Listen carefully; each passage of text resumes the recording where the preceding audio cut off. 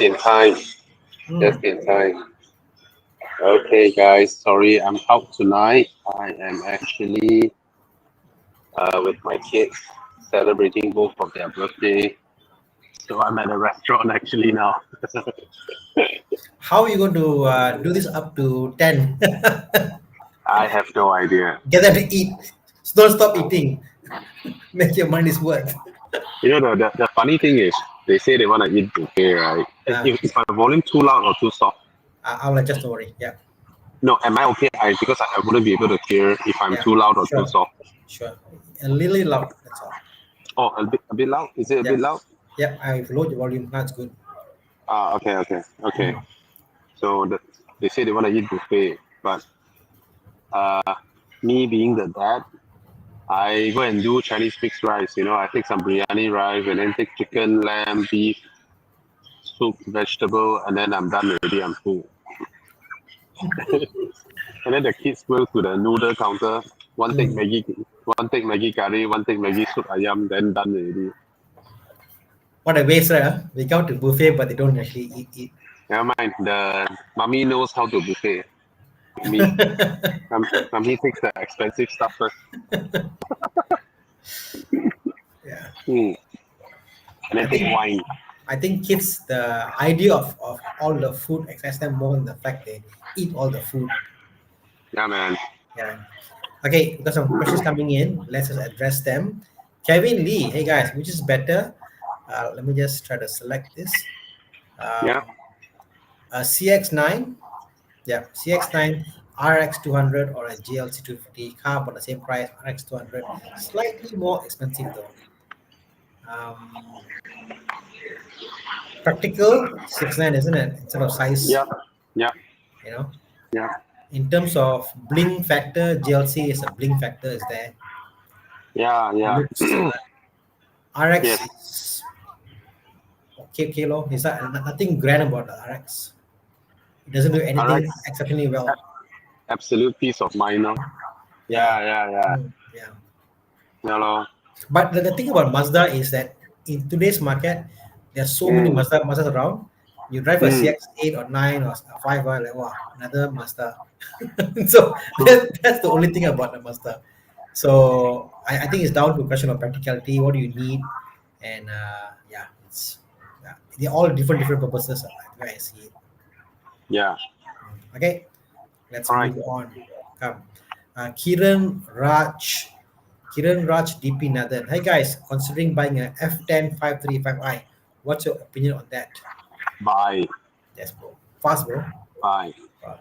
Okay. Oh, there's maybe Kiran, you can PM us at Horizon because I think one of our viewers just dropped pictures of his 535i into our DM and say that, oh, can you let anyone know whoever wants a 535i? Mm. So maybe we can help you guys hook you guys up. All right? Yeah. Yeah. Okay. Ivan Lee has a question. Came across Custom. There's a 2021 BMW 200i Sport of 20,000 mileage selling for 140,000. Do you think it's worth it? Considering the money saved we used to repair. I mean, nothing to repair lah. First of all, it's a new car. Yeah, lah, you save 100K.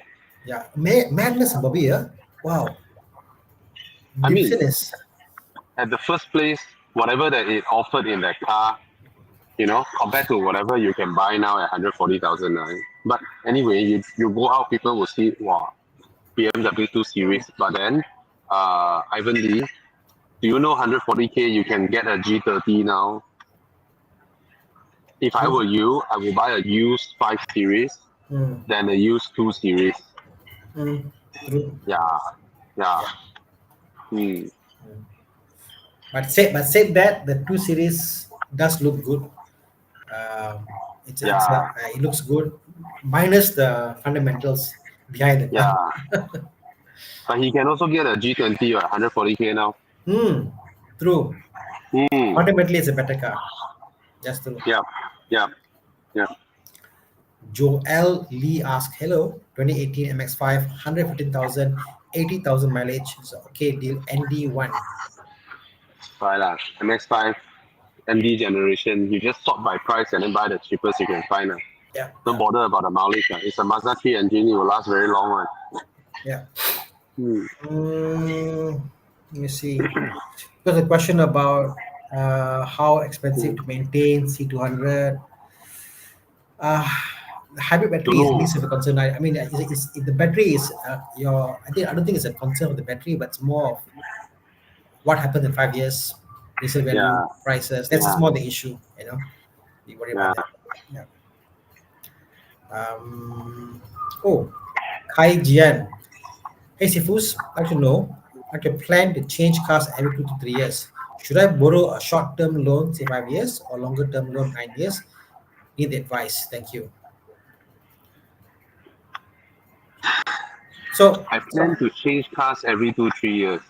So interest wise and repayment wise, if it's a 5 year loan, on the third year you can sell and almost break even on the car. That's how normally it works out. Somewhere just above halfway point. But then also it depends what type of car you get. If you get a stupid car, then the price will drop heavily. Yeah. But yeah, generally, if it's 2 to 3 years, you're kind of forced to take a shorter term loan, 5 years later. A 9 year loan, you won't be able to cover the installment. You gotta pay out of pocket.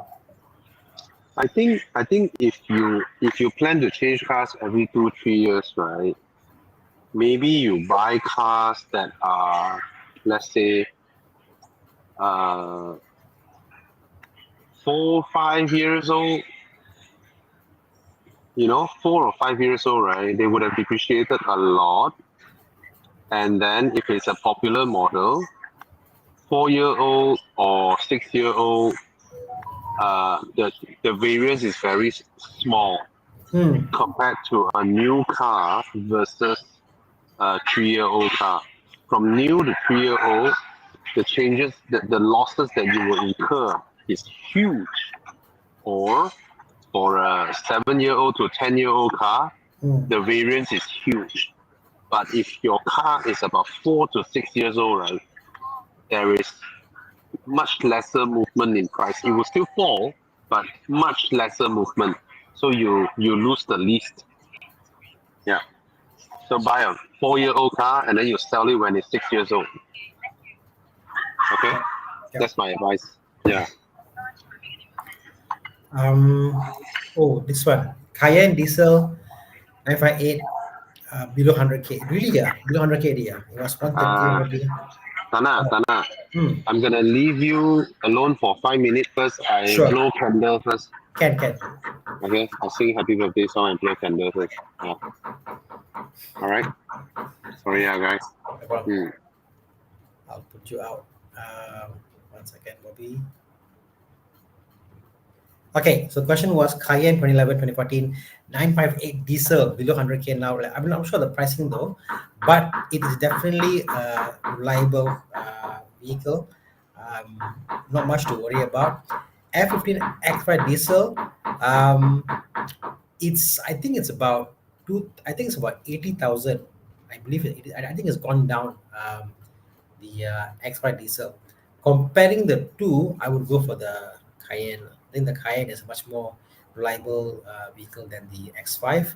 They're both equal level, but resale value after a long time, where the price will stay. It's about 80K. I've seen 80K. Someone was selling for 80K. So the Porsche will hold the price better. Go for the Porsche lah. Yeah, and the Porsche engine, if you think about it, it's actually a Porsche engine. It's actually an engine from VAG. It's a VAG. So it's either a VW engine or a BM engine. And in this case, I'll go for the VW engine. Okay, hope that helps. Come, next one. Bobby Tara, what do you think about the Mercedes Nebula MPV? I haven't seen the Nebula MPV, so I can't really comment on that. Let's moving on.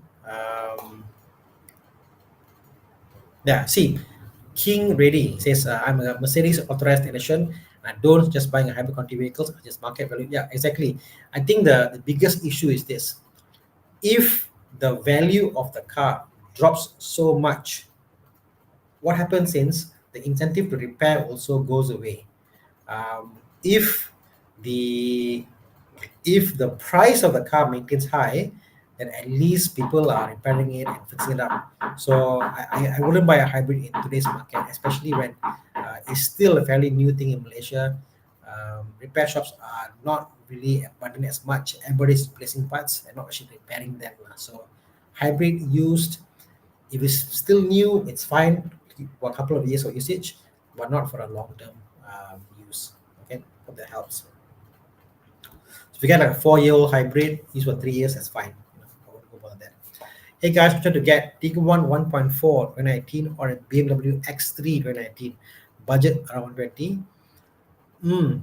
In this scenario, the BMW will feel more premium. The Tiguan is nice. The Tiguan feels like it looks big, it drives small, but it won't be as luxuriously finished as the BMW. So I'll go for the BMW X3 in this particular category. Okay. There's a question for Bobby on JQ. I'll let Bobby answer that. How about a 1999 E39 523i M32 TU with 28,000 mileage? Wow! Wow! You actually found a car with 28,000 mileage. You know what? That's a great deal if you can find one. But I think the whole issue about mileage is that on the BMWs, you could change the meter and show a different mileage. So I don't know whether how true is the mileage of the car. What I would do is actually look at the car's condition. Don't look at the mileage. Car's condition. Look at the seats, how worn the seats are, and then base your judgment on the mileage based on the seats and everything else in the car. Not by just the odometer. In terms of preference wise, the in E39 is all about interior. The interior is good, everything is there, it's all the fittings, the buttons are all complete. The car's worth more. Not so much when the mileage is low, but the car's interior is rubbish. Okay, M54 engine, okay, it's a better engine, but the M32 TU is pretty much exactly the same as M54. They're the same engine actually. TU just means it's a division, and it's a slightly older engine. Okay, but they are fundamentally the same thing. Never get a 6-year-old. Everything you do for a change. Yes and no. What I would do is, like for example, if you get a car from BMW, example, the warranty ends at 5 years. The owner normally will go back to the Auto Bavaria, or they go back to their auto center to um, Welt, for example, Millennium Welt, and they get everything changed out. So normally on the 6th year is the first year out of warranty, and they've done all the services before with the auto dealer, and now it's out of warranty. So normally it's still safe, So look for the record. I would buy a 5+ year old car because it's just a very good value. Okay.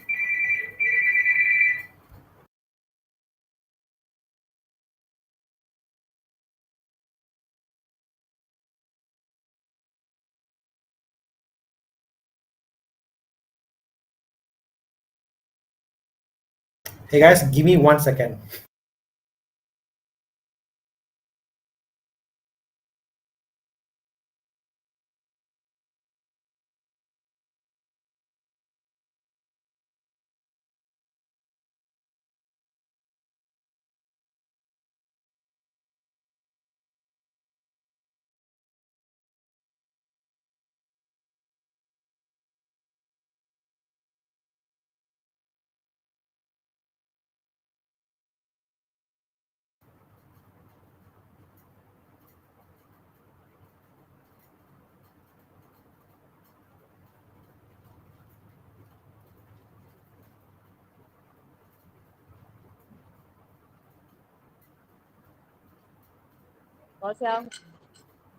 Hello, hello.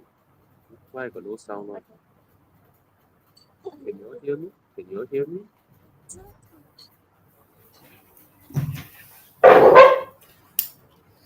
Hey guys, sorry about that. Had an emergency to get Cannot to. hear Tanah.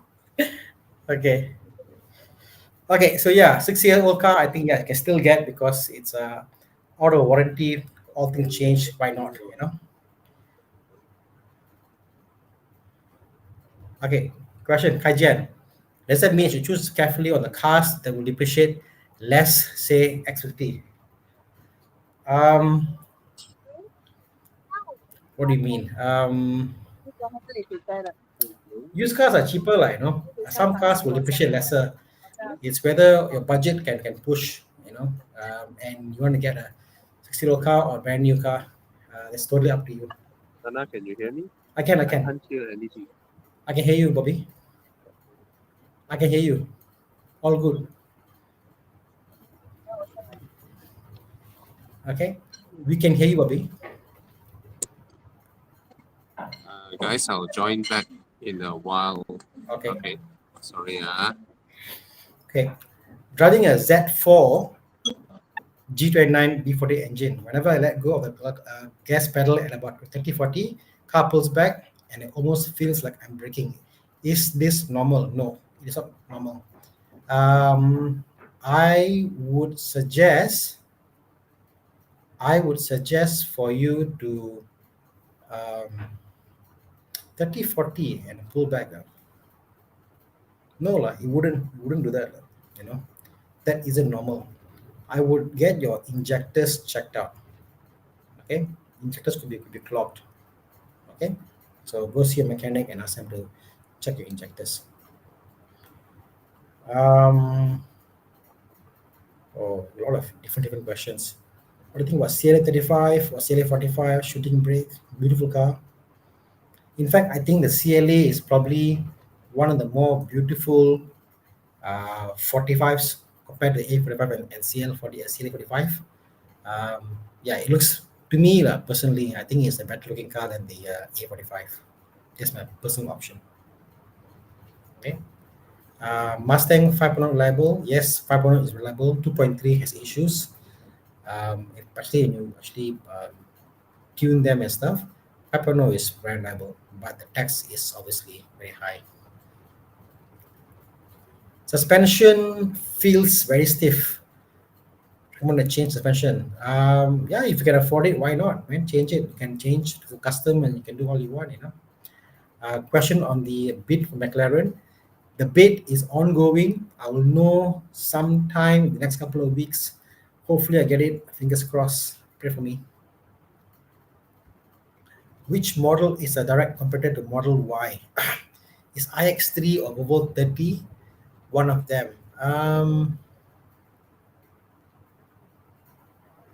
don't know. EV, I think it's a very different proposition because having a very large vehicle, a small vehicle in the EV world doesn't make a difference because the power, the torque is so high.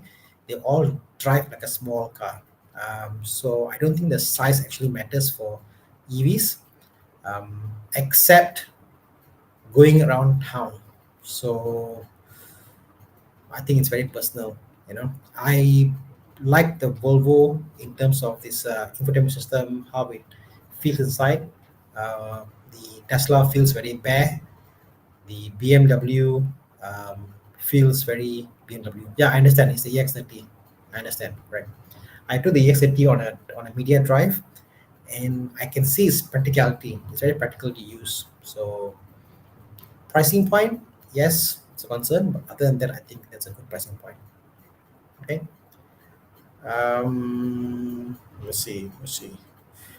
Pigu Pro Max asked a question. I'm not sure what's the question. Hi Tana, which is a better buy? What's your question again, Pigu? Can you just repeat that again? Okay. Which would be better buy to leave the car in JB, work in Singapore, want something reliable? Lexus, Mazda, or Camry? Wow, all reliable. I'll avoid the Mazda because Mazda's gearboxes, if you don't drive it often and service it and stuff, yeah, I wouldn't get the Mazda. I'll get the Camry or the Lexus. Kevin, you're right. BYD is a competitor to Tesla. Okay. Raw Captain us 118 to 16. How to maintain? Nothing much lah. These cars are, except minus the power it has. The power is not really there. They are quite easy. They're quite easy to maintain. I don't see any issue in having them. When you tune them though, they give you one of the highest percentage of increase in power. So yeah, if their price is right, go for it, man. If you can afford it, get the B40 engine. If not, you know what, go for this. Oh, interesting.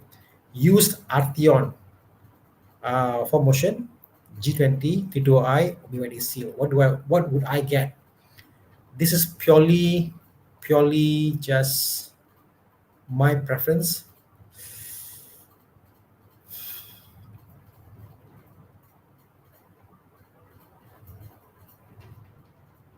BYD Seal is beautiful. G20 can feel the drive. Arteon is just comfortable, four wheel, grips the road very well. I am leaning towards the G20. Yeah, personal preference, but for me, my first pick is the G20, second pick is the Seal, third would be the Arteon. Just me. Quick question: Civic FD or Inspira? FD for sure, any day. Skip the Inspira. Fresh grad, what do you think about BMW E90? It's so cheap now. Is it a good upgrade from Myvi or save up just to get the F30? And which range should I go for? Diesel, for daily, or petrol? Okay, the pricing point, I would say cheaper. I think low tens you can get E90 pre-facelift. I think low tens, yeah, I will get E90 any day. If you're buying late model LCI, like the one I had, the E90 323, it's like 20 odd thousand you can get now. I would say save a bit more and go for the F30.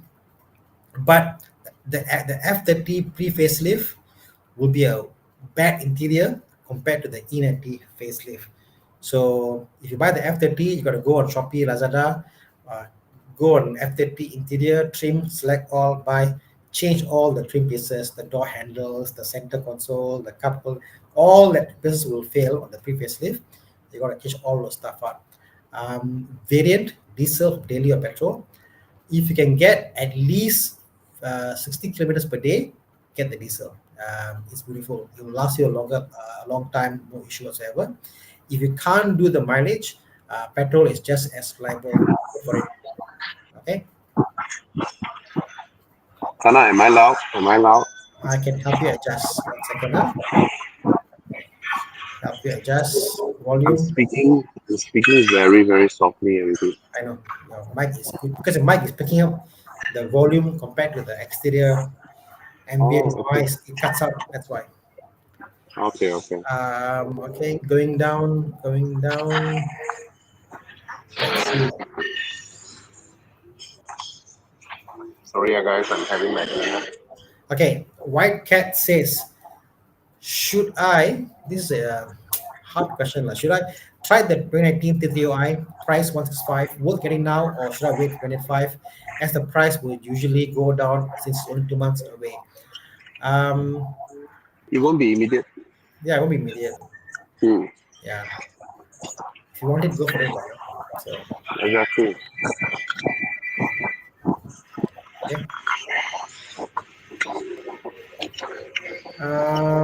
okay. Let's see. Any more questions, guys? Please ask away.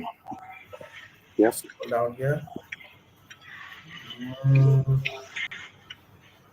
We have Hello. Thomas. Hi, Thomas. Sorry. Some issues. Okay, I'm here. I'm sorry. Bobby, where are you? I'm actually celebrating Khalees and Ethan's birthday together. Okay. So they say they want to eat buffet, so I brought them to buffet. Oh, hey, bro. Why don't we me and Tana take over? Right? Yeah. Okay, Bobby. Sorry, I'm late. I had some issues. Okay, Bobby. Right. Okay, so it's an interesting one. Joko has a question. Joko says, "Oh, this one is down your alley, bro. Down your alley. Civic FL5 or a Megane RS300." I'll pick them again anytime. Yeah. I mean, as much as the Civic is nice and all that, there's something special about the Megane. Very few cars have got that unique draw factor. You can't do it. It's so different than any other car. I think the Megane has that. The Civic is obviously faster. Yeah. It's confirmed faster. Speed is overrated, bro. Speed is overrated. Even around the corners and everything is more capable. But I think the Megane has a different look. It's fun. It's probably quite fun to drive too. I mean, I had a Megane 280 trophy. Albeit the newer Megane is more tame than the old Megane lah. Yeah. But there's a hint, you can feel that it's a hint of its naughtiness. Yeah. Whereas the FL5, you have a lot of fun in the power delivery. Yeah. But in the mid corners, it's like very pose, I drove Corbin's Megane and there was I can feel the torque steer, and it's so much fun driving the car. It's a luxury, right? Yeah, and it was fun. I mean, the way the power delivers down, it's just beautiful. And I've driven a few newer ones also. It just leaves an impression in the car, man. Yeah, the Mark III, which is the one you drive, it's a bit edgy. You can feel edgy, yeah. Very edgy, like you can feel like if you don't treat it well, it'll kill you, kind of it's thing. brutal. Yeah. Whereas the RS300, which is the 4-door one, the one after this, is more. It's not so edgy. There's still some edginess when you push nearer to the limit, it'll start to show up. But anything before that is just very easy to drive. Then at the limit, it'll start to show the edginess. Which is why I'll pick the Megane RS 380. It has character. Character. And Sunday I was driving a Genting, and I bumped into this group of sports cars, supercars, and it was Porsche turbos, it was turbos 911s, a lot of like 500 horsepower cars. Turbos are probably 600. 992 turbo is like 600 horsepower. And then in that pack, right, there was a Megane RS 380 trophy, 300. So in the league of that 600 horsepower cars, there's one guy driving a hatchback, which is keeping up with them. Yeah, that's very capable. Yeah, it's very capable. This is a long question. Hope you can shows up. Hey Tanan, what think about the F30 LCI 32i Sport line? A good number of them are from 2016 and 17, nearly 100k mark in mileage. Assume that they require some work. Engine, gearbox, suspension. Okay, engine, gearbox, suspension. Engine, gearbox is just a service flush, all that. Rear diff, they're not expensive to do the servicing on them. And this is a B48 engine, so they're quite reliable. Suspension will give out. Suspension just budget about 5,000 ringgit if you want to do original. About 6,000 ringgit if you want to go for Titan. Come and hit me up and they can hook you up, or you can go to any other place. They're not overly expensive, put this way. They're quite reliable. I wouldn't be scared by the 100,000 mileage. That's not an issue whatsoever. It's a running B48, right? Because it's LCI. Yeah, exactly. Shouldn't be an issue. I mean, from all the cars that you can pick out of being problematic, this is the one that is probably like level 1 or 2. Exactly. Okay. So hot hatch, I must think of Thomas again. MD2R, Swiss Sport Z33, MK7 GTI, or A45. That's an interesting question though. Look at that. Like amongst all of these, right? You got look at the A45. The one that pops up the most is the A45. Okay, A45 is like gila baby. You get in the car like what sound all it makes, the pop and bangs and all that stuff. The engine, the way it pulls, crazy. If I come from a Honda Civic, right, it means I drive normal cars, right? Yeah. Of all these 4 cars here, right, the one that will make me feel like wow, it's the A45. There's a walao way, like But I also think, is it me? Is it me that the A45 you get it for the first week? Wow, fun. Second week, I wish it wasn't so edgy.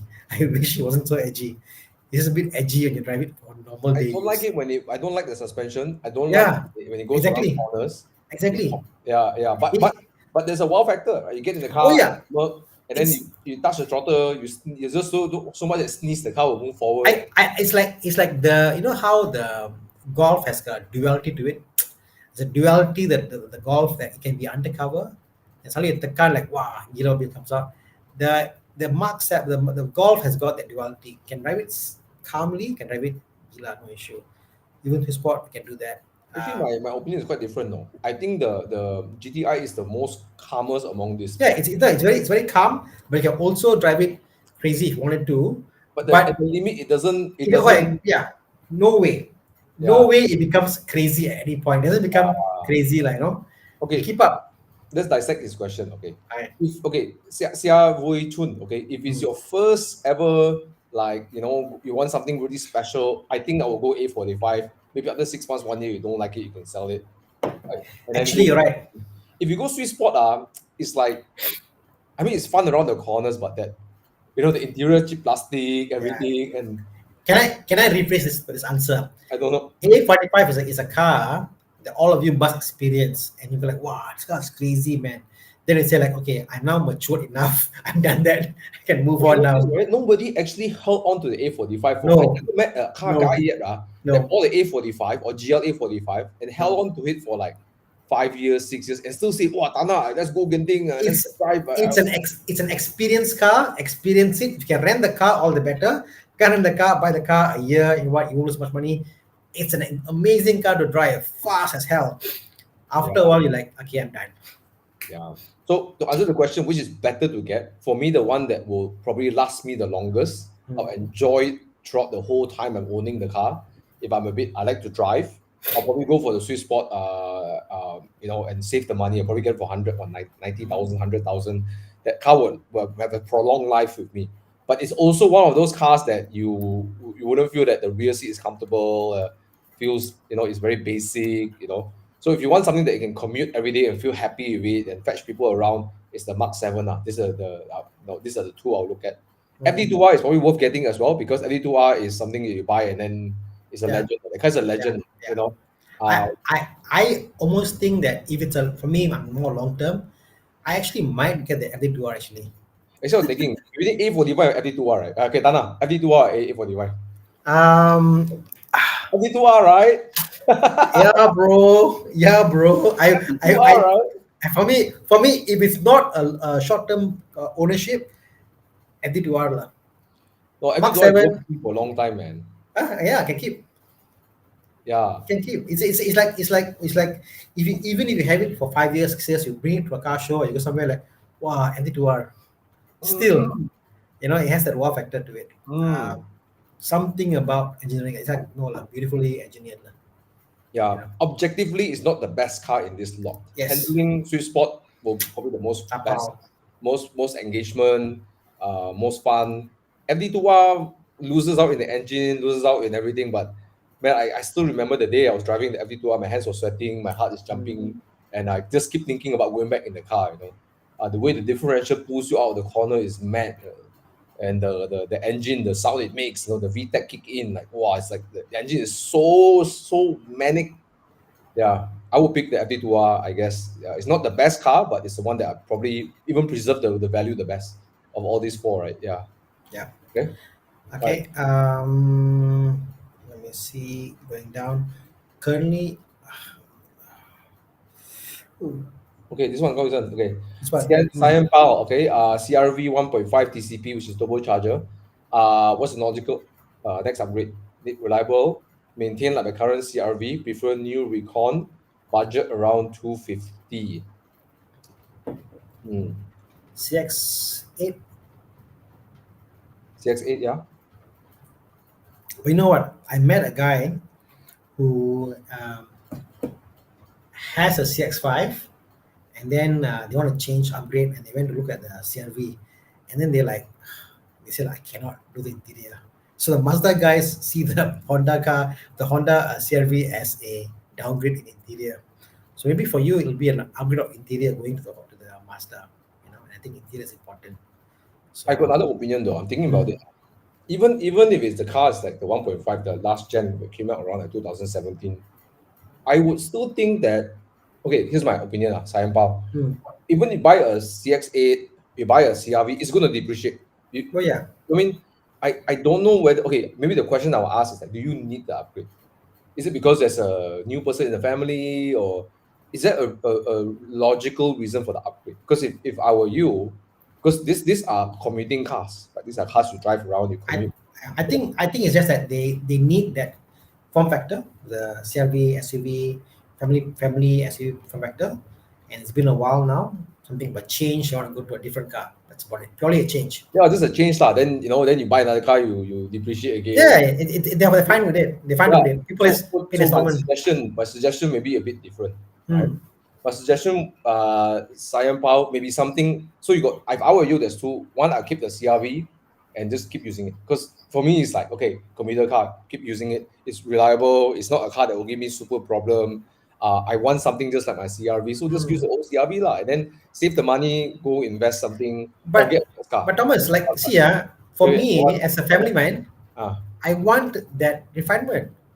It's not a computer thing because Yes. stop there. So I got another suggestion, Tana. Ah. So rather than looking for something like just like your CRV, just like that, okay, the other extreme I could go to is get a Porsche Cayenne, get a second-hand Porsche Cayenne, right? It's Okay. around two. You can get a turbo diesel 3.0 for 160,000. You know, don't get the 201. Get the one that's the LCI one, right? 160,000 something, right? Then you got a whole new experience, right? Sure, is it as cheap to maintain like a CRV? Of course, the answer is no. But you will feel like, hey, I've entered the echelons of Porsche. You know, this is like different category, lah, huh? Right? So yeah, you can go for the 3.6, but I'll try to look for a 3.0 turbo diesel, you know. Look for the 3.0 diesel if you look for one. They were hovering around 170, 160, 2016 models, you know, 2017 models. The price will come down a little bit, right? So rather than getting a CX-8 or getting a new CRV or something, mind you, this car's depreciated from what, 800,000 to 900,000. So you're buying a 900,000 ringgit car. And don't look at the years and think like it's 2018. The interior holds up very well, you know. Yeah.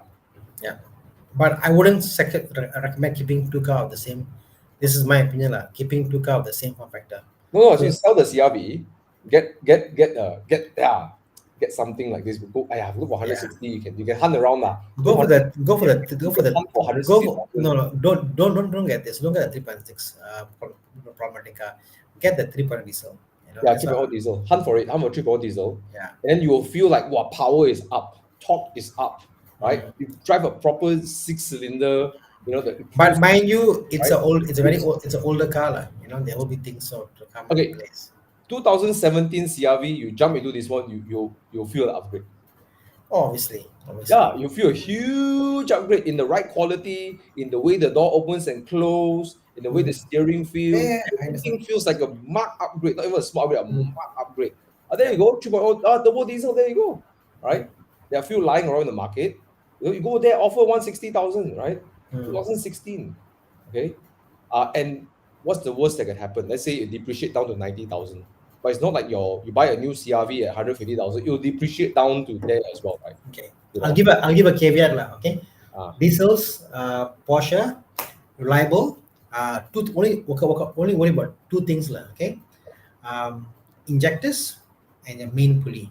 You know, get those two things checked, and you're comfortable with that. Those two is where and there. Everything else is fine. And that's the only things I'll check. I haven't checked out. The only thing you have to tweak a bit is that you have to probably do some maintenance as you go along because it's a 9-year-old car.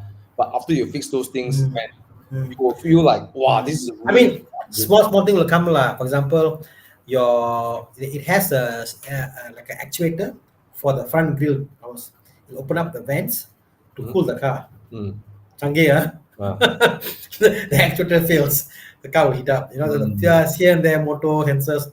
All are there, but nothing crazy, nothing crazy. Yeah. So either I will stay and just stick to my car, don't hand itchy, just keep the car, invest the money, grow my wealth somewhere. Or if you're like, you know what, I need to feel like I'm changing something in my house, you really hand itchy, okay, don't spend 250, right? Spend 160, 170, get yourself a used Cayenne, sell your CRV, then you'll feel like, wow, this is really an upgrade, right? You know, right? Not you're jumping few echelons up, you know, like, you know, you go past Volkswagen, then you go past Mercedes into, you know, the Cayenne interiors, although it's, you know, it's actually, it holds up extremely well, even though it's age.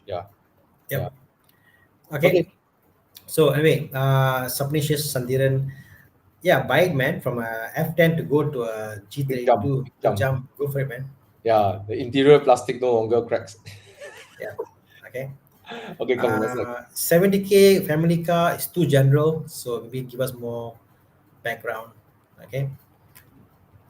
Alza, is it a good buy? It's a basic car, but again, I think what's your budget like? Alza got cheap ones, expensive ones, depending on the year. So Alza has a last seat, right? It's a 7-seater. Okay, 7-seater. Okay. Is it advisable to get an E90 2019 LCI 323i? Service record. This one is down your alley, Tana. Wait, Tana to answer a phone call. Okay, Ku Jun Kai, we will come back. Okay, so I'm here. Sorry. Okay. Yeah, is it should I get the 229 880 LCI 23? Yeah, man, why not? Mileage high? Yeah, mileage is definitely high. 2 to 5 is definitely high. But you know what? I had a 200,000 kilometer car also. Um, it forces you to do up the car. E90 is one car that if anything is wrong with the car, it'll show up. It'll show up in the meter, it'll show up in the dials, it'll show up how it drives. The DISA is so multi-stage DISA that if the DISA is failing, the power kicks in, cuts off. So it's very obvious, lah, you know. Unlike other cars, it's very, very obvious something is wrong. So if it's a good service record, you drive it, you know, like, okay, car's good. You know, I think it's just really come down to condition. condition, yeah. This You is have a 50,000 Yeah. km mileage This- yeah. E90, Yeah. but the owner E90 leave it yeah. there for years. Exactly. E90 is one of those cars that's very obvious if it's good or not. So Yeah. I say go for it if you think it's a good thing. Pricing for this car should be about 20K, I believe. But condition first, above Condition everything else, first. condition, right? I will pay a 10K premium if the car is well maintained. And if the interior is not good, I wouldn't buy it because also if it's a 200,000 kilometer interior, some of them the rear seat that was used before, fantastic. Yeah. Some of them use a very very worn out seats. Correct. I wouldn't get it also. Like recently one of my friends bought a E90 320D and he paid a 10K premium. Mm. But the car has new rubbers. Obviously, you see the owner drive the car, but rubbers. It's 120,000 plus kilometers, but got new rubbers lah. I mean, not new, but you know, the owner changed the tires, the shocks are changed. You know, everything is like well done. So you pay the 10K premium versus you get a 10K discount, but you get a car that we a bit dubious. You know, like this many things. In fact, he was so lucky because when the owner sold the car, I think he sent to the workshop and touch up a few more things before selling. Yeah. So the 10K is worth the money, right? You know. E90 is one of those cars that I'm on the fence about because it's not that expensive to do a full Yeah. repair also. So yeah, look at the pricing. Like, if you can get a good price, go for it, man. Yeah. Okay. Going down the list here. Okay. Muhammad Akil is saying good choice. Want to buy W205 C200. Look at BMW. No lah. Okay. Honestly, as a first car, I think it's fantastic because it looks beautiful. It's pretty. Nothing overly scary about the car. I understand because there's an allure about Mercedes. How much is good that? Yeah, can you look around? How much is it? I think it's 140,000, right? Around there, right? Yeah. But it holds value a bit better than the 3 Series. I think. Oh yeah. The But you know what, Thomas? Think about this. Do you know? I think for last 10 years or 20 years, BMW is the highest selling luxury car in Malaysia. Really? Yeah, BMW is so there's more BMWs in Malaysia than Mercedes. So 120,000. yeah, I wouldn't pay 100 or 1,000 for what's the price again? Yeah. I can't see. Look at that. 2015. Oh, it dropped, really dropped. Okay. Yeah, similar year F30 will cost you about 51,000. Yeah, lor. Yeah, so to me I think the F30 is a better value for car in terms of engine, delivery, horsepower, the way it drives, all that. But the way it looks on the road, I think the Mercedes looks better. Although I have F30 myself, I just think that there's something about the Mercedes how it looks. And the C-Class more comfortable than the rear seat lah. Rear seat more comfortable lah, correct. The cheap leather kind of feeling. The leather is hard. You know? F30 leather is hard. Yeah, F30 leather is hard, right? You feel like, then you get into the Okay, F30 is great for people who are small size. Like myself, to get an F30, the seat to me is comfortable. It's enough support. Anybody who's large frame, they find alamak, seat lah, whatever, you know. So if you're like me, a small frame guy, you know what? It's totally fine lah, Thomas. Fine, okay, which one feels like you made it in the F30 or the C-Class? W205. Okay, this is very important. Me being Indian, okay. I drive my BM, I go out, they see me, guy in a BM came ready. I go in my Mercedes, okay, businessman come ready. So the look people give you, like you made it, is more in the Mercedes than the BM. But even the interior, I mean, I know there's some creaky parts about the C class, but at least the seat, the leather feels like, it's not the hard leather. But all those, okay, you go to DK leather, 3,000-4,000 ringgit, whole thing becomes napa leather. Yes, no, I'm serious. You know, because they had I got a suspicion the F30's interior will deteriorate faster than the W. No. I disagree, because the F3 interior, the leather is hard. It's harder. But the plastic. F30 facelift is perfect. Pre-facelift is bad. Facelift is beautiful. So, Akil, if you want to get F30, go for the facelift. Yeah, my car is a facelift, beautiful, perfect, no issue. Pre-facelift, yes, I agree, is bad. You know. Yeah. I don't like the way the Merc drives, lah. It's simple as that. Nobody. I don't think a lot of people like it. But it's a Merc, and if it's the pre-facelift, if you can go for the facelift also, because the pre-facelift gearbox is a bit cool. Don't quite like it. Yeah. See, gearbox, engine, the way the steering. No place to put your left leg. Left leg. So fundamentally, the BM is a better car. Yes. The only thing about the Mercedes is the interior, the ambient lighting, the meter, all that is prettier in the Mercedes. And the 2-pointed star. Oh, you go there, you put the key. Oh, Mercedes key. Mercedes-Benz, best or nothing. Nothing, is it?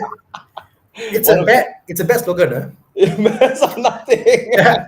I've got option. Okay, nothing. Nothing. So bad they don't send Horizon and your plus. Okay, John, you sorry, you pick the wait, 2 years from now, SL43. Oh yo! From now on, 2 years, sir. The 992 is a better daily lah. No fight lah, really lah. Yeah. As much as I like something else other than 992, 992 is those cars that you drive it, right? You cannot fault the car. You cannot come out and complain about the car. You drive it, you say you hit the turbocharger, then you get in the drive. It's like you cannot fault the car, right? I just did a review with a Cabrio, a 992 Cabrio C2S. It's very hard to fault the car. It does everything so well. You know, it's comfortable enough, it's fast enough. Yeah. You know, it's sporty enough. You know, I think it's fast lah. I think it's fast lah, bro. It's not fast enough. It's not fast enough. It's very fast. It's very fast. Okay. The reason why Thomas says it's fast enough is because you don't feel the speed in the car. Then you're like, wow, I'm going this speed. You know what I mean? Some cars feel fast.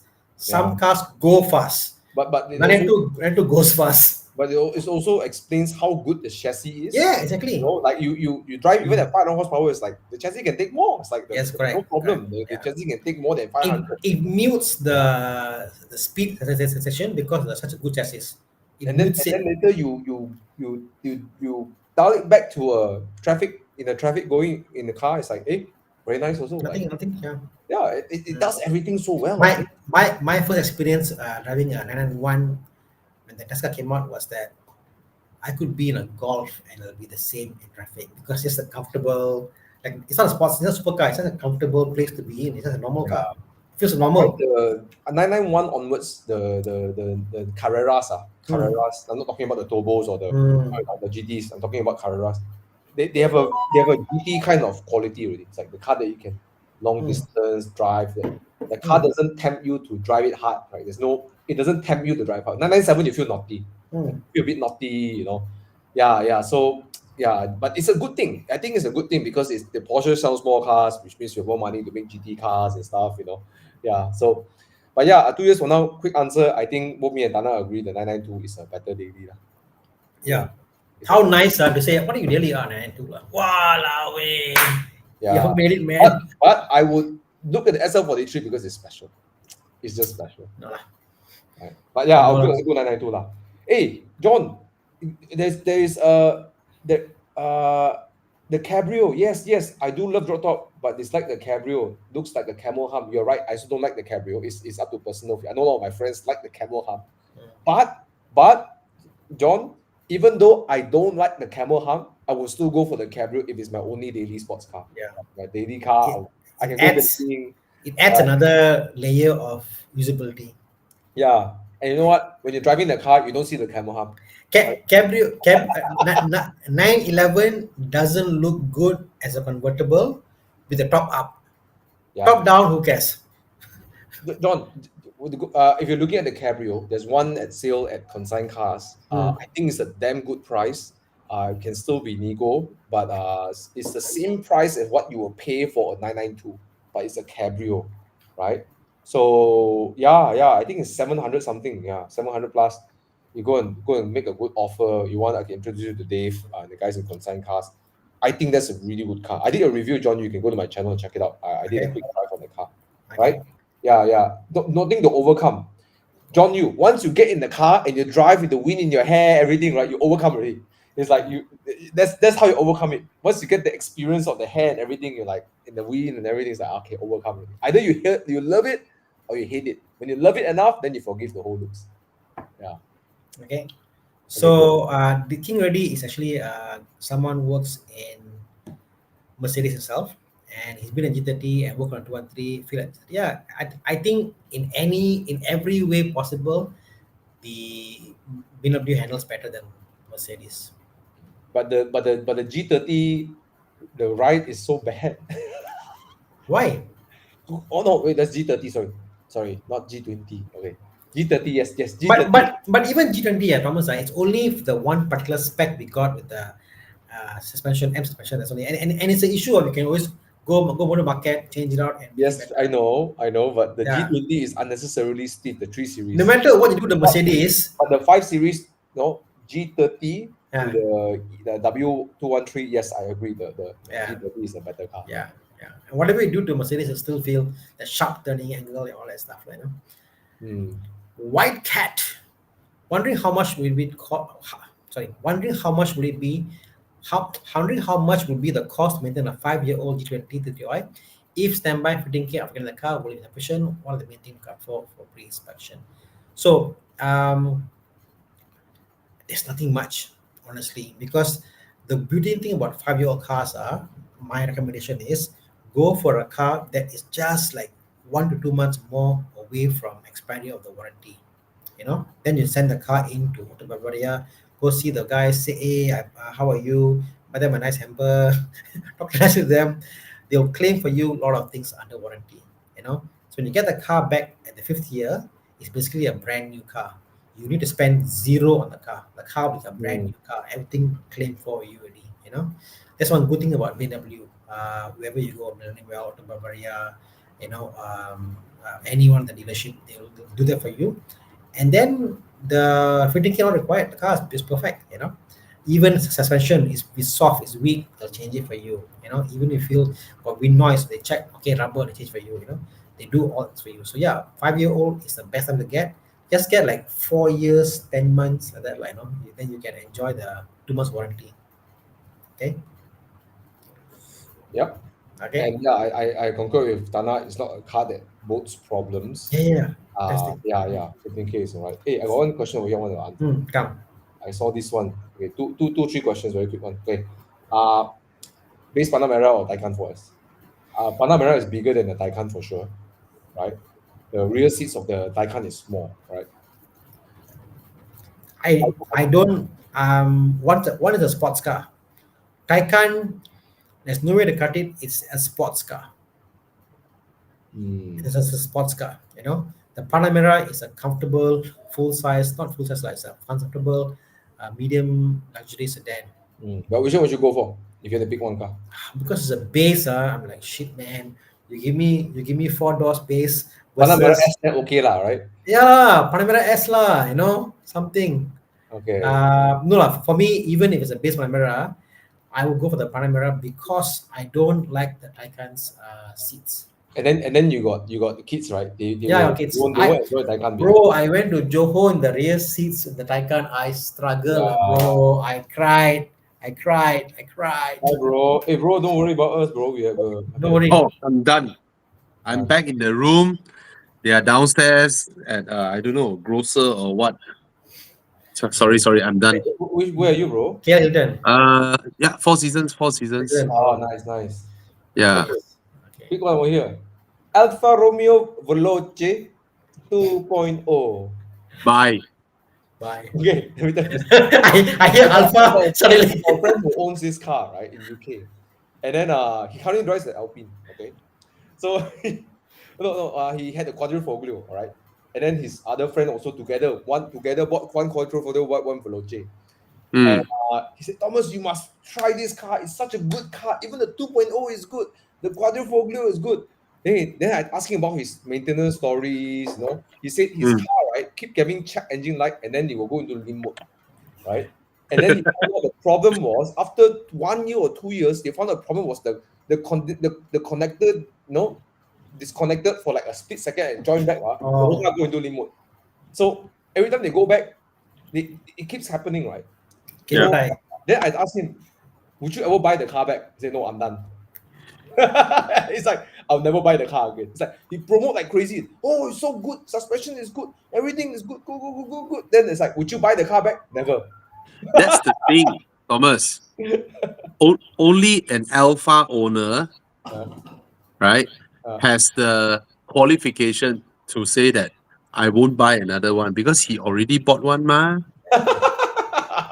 Hey, that day our SUV gathering, a Stelvio quadrifoglio turned up. Wow. It's who's one? Yuki. Yuki, yeah. He's in love with the Alfa Romeo heritage, man. The guy. Mm. So knowledgeable, such a cool guy. Yeah. Yeah. No. But yeah, I mean, Patrick Lam, if you like it, go for it. But you know, just make sure you know what you're dealing with. It is a car that earns, you know, Italian. Italian. Okay. And getting in out of the car be difficult. That's why I heard. Okay. Now, earlier we had a question about those forecasts, right? The about 855, 52R, the Golf, and then whatever. Hey, I love manuals, but I think the reality is some cars are fantastic as manuals. Some Yep. cars are fantastic as their Automatic. beautiful DCT gearbox. Some are Dual fantastic clutch. dual clutch. Some are good in the Zenith gearbox. So I Mm. think it's a car and car matching the TCU, whatever, how it matches, like, you know. Last time Bobby put a video of old ladies eating dinner together, all the white collar aunties eating dinner together. No, old folks home. So, So I always like when I see young people always try to, brandish that they are able to drive manual. And then they say only real car guys drive manual. Then I will post a picture of a old folks home, a female old folks home, all the old auntie popo, everyone there. I said exactly, all of them also drive manual. You didn't realize, right? Everyone in the home, exactly. See, guys, every single woman there drives a manual. Every one of them. Bobby, a guy came to do his to the store E30 manual. Yep. So I was like, well, we can do this, can put engine, whatever. He said, no, bro, I'm starting for mom. It's my mom's car. I just want it stock. I realized mom very old. So yeah, mom's car was an E30 manual. Two-door Yeah. coupe. It's like normal. And So- I think, okay, when the cars are older and then they're not so powerful, the manual keeps you engaged. Yeah. Some cars are so fast, right? Like you don't want a manual, right? You like, okay, I give you an example. Like, you don't have to go so far. Even like a Alpha 4C, it's so vicious, right? You don't want to take your hands off the wheel, right? And then even the Alpine is light and fast. Like I like the way Thomas say, don't go so far. Then he go to Alpha 4C. Bloody hell. like Hey. it's like 240 Bro. ish, right? I'm not going like, 600, 700. I'm talking even that certain cars Come down to earth lah. Something you can afford lah, bro. Normal cars. A4C also around a E30.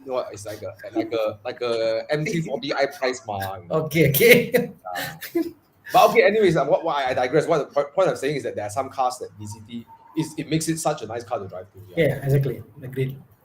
Like I drove the F30. I drove a F30 with the B40 engine manual. I didn't like it. All right. I didn't like it. I didn't like it at all. Manual for me is NA. small engine NA. Yeah. Yeah. I mean, their large engine also quite fun to drive. I find like yeah. Flat six and stuff. Yeah. But I guess like Yeah lah. Golf. Sorry, Thomas. Flat 6 to me is small engine. Our friend big engine is 5 liter, 6 liter, big engine lah. Okay. Okay lah. Okay, every February I remind you how big your engine is. Time to pay road tax. Okay. Anyways, golf, even like Golf Mark 7 manual. You know, I'm renting one in Australia. I drive the GTI. Then it's like, I just prefer it in GCT lah. You know? Exactly. Yeah. Yeah. Same Yeah. here. Okay, new GR86 or MX5. Should I get used? GR86. GR86 Pro. Get it. If you're the type that wants to attack corners, right, and drive the limit, no fight lah. GR86 is the one. Yeah, no fight. Yeah. But if you are not a hardcore driver like me, I'm not a hardcore driver. I would say that MX5 gives me more duality of usage lah. But the But for the GR86, price for MX5, there are other cars to get if you're not into the driving. yeah. GR86, or whatever. No? yeah, GR86, it will only shine when you drive 710s. Yeah. You know, if you drive normal, drive 510, 610 like that, it won't shine. It won't be so obvious compared to MX5. Yeah, MX5 you can drive 2 out of 10 and still enjoy the car. Yeah. You can drive slow and you still enjoy the car, right? The GR86, you drive slow, you're wasting your money, but it's not expensive lah. So yeah, It's Yeah, same as right. Alpine. That Sunday I drove to Genting. Then the second guardhouse, I'm like, lazy to drive fast. Then you got one bunch of cars all catch up, all all these crazy gila Barbie cars catch up. Then Yeah. then I'm like, then I see them go fast. I'm like, my Alpine must go fast to enjoy. yeah, Whereas my Spider, I can go down at 60 kilometers an hour and still enjoy my Spider. yeah. You got sound, you got wind, and you got a manual gearbox to roll the gears. Correct. Whereas the Alpine Right. is like, okay lah, must drive hard lah. Right? Yeah. Yeah. My dream manual is your car, lah, bro. I just Spider. realized one thing. My dream manual is your car. I'm gonna upgrade the gearbox. Yeah. Why? To what? We're gonna drop in the Close Shark ratio. 3-4-5 closer ratio, Mhm. and then sport clutch and lightweight flywheel. So the engine will Oh, yo. The sport clutch, once you put it in, the only thing is you got to shift faster lah. yeah, You drop faster, so you got to shift faster to. and the lightweight flywheel same thing Yeah. Yeah, but it's not the racing clutch so got no lodging sound lodging sound. No. I'm divided because I've had like clutch launching before, so like Yeah. so yeah, it's just So Bobby, the car finish. Try the car after it's done. Yeah, man. You know what? That day, right? I mean, okay, not that day lah. I'm always on Muda lah, right? Mhm. And when you balance between price and what you get experience wise, no other sports car or supercar is better than your car. Wow, why None. are they so nice? Are you? No, really. When I was looking through, okay, price is the factor, right? Mm-mm. Price is definitely a factor, ma. You tell me, wow, this car is damn short, man. Which, the Gordon Murray T50. Hey, fuck you lah, that car, right? 15 million. Right. But for this price, 600 plus thousand, right? Wow, the engine, the package, the drop top, the manual, everything in the sound. The Nothing- looks also, yeah. Yes, nothing beats this car. Nothing. Right? I'm so happy. One of my Instagram followers asked me. He's a Singaporean. He's like, Mm. should I buy a 992 or buy a Spider? It was leading to 992, and then I said, just go and try the Spider. I'll And get then the Spider over a 992. straight away bought the Spider. Then came out Exactly. like, wow, like Exactly. yeah. 992, yeah, I mean, all three of us have driven it. It's like fast, lor. It's a good car. we had the same discussion half an hour ago. It's fast, lor. Fast, lor. Just very, very fast, lor. And cannot fault the car. Nothing to fault. It's so good. But then after you park the car and walk away, then it's like, okay lah. Yeah, lor. Yeah. It's just fast. I mean, I've driven it a few times. It's forgettable. Well, Provided you are a gila babi, you dive into corner at 220 km/h. Different type of people. 220, you hit the wall. You got in the wall already. But yeah, Right. I can't wait to get the upgrades done. It's a very tight schedule, but yeah, I'm looking forward to get the whole upgrade. Now it's at Mike's garage. We're fixing up the suspension. Then Yeah. it's a one whole month of work lah. So let's hope we get it out in time. Yeah, time to give it a new lease of life lah. I mean, I like the car. Just want to give it something unique. So when I go back, or something new like that. You should have done the red top. You cannot tahan the red top like McDonald like that. No, I it's think- as a change Tana, only. I think it's a. and I think interior, you know. I think it's a cliche. The whole white car red top for Porsche is a cliche. Red interior. It's just typical. I mean, it's just No, overdone. No, you. Okay, Tana. I prefer black top. It's just that Thomas have had his black top for the past 5 years. Yep. And his top is ripping off already. Mm. And he need to spend 30,000 on the top. Okay. So since he's spending on a brand new top, Oh yeah, definitely. I'll go red. exactly, I told him go for a change because in another 5-6 years it will wear and tear, and you need to spend another 30,000 anyway, Mm. right? I'll go red. I'll go red definitely. Then you swap back and forth. Yeah. Good lah. Oh, nice glasses. Thanks. Yeah. I've been wearing for a while already. You didn't know. Yeah, you bought last week. So when you change the red top, right? Your photos that you took in places that you've been to would be like another car. I think the red caliper and the red top kind of pops. Yes, and he has a red interior. Mm. I got red calipers also lah, but Yeah, look at it's McDonald. okay. But never mind, you bought already. Never mind. Next one, it will rip anyway. Another 5-6 years. Another 5-6 years, you're gonna spend 30,000 anyway. I go to Bufori, ask them to make a green color top. Then you have to change the color of your car, lor. Nah, I'm just kidding lah. Yeah, No, I mean, do they have a cream color option? no, it's only black and red, two options only. They are blue. They used to have blue before it last No, time. don't have for the Yeah. spider flying. Spider no lah, yeah. I don't have. Yeah. I mean, you Actually, don't- I look at my BMW's top, right? I was like, if I can get a cream or a white color one, right? can. Wow, I will change the top to white color. You go Yeah. like the like how what they do for the Americans lah. The Americans do it's like a vinyl leather top. It's not fabric. It's a different type of fabric. Wow, David say change red top needs to dye red hair. Wow, this is damn ong way. Chinese New Year way. Red Walao. top, red hair, red seat. Wow, lao, super ong. I drive my countryman also red color. Yeah. Okay. You kena stop by police ah. Lu gangster ah? Bukan? Saya tak percaya. Masuk lock up dulu, remand 2 hari, I kasih check. Yeah. Okay. Let's go on. Okay. Unless you live overseas, in UK, then you can get 981. There's another owner who owns the other red color 981. I heard from a little friend, someone he's want to sell it already. So if you opt for 981, you can grab it. 2015 red How much? color with bucket seats. Yeah. How much?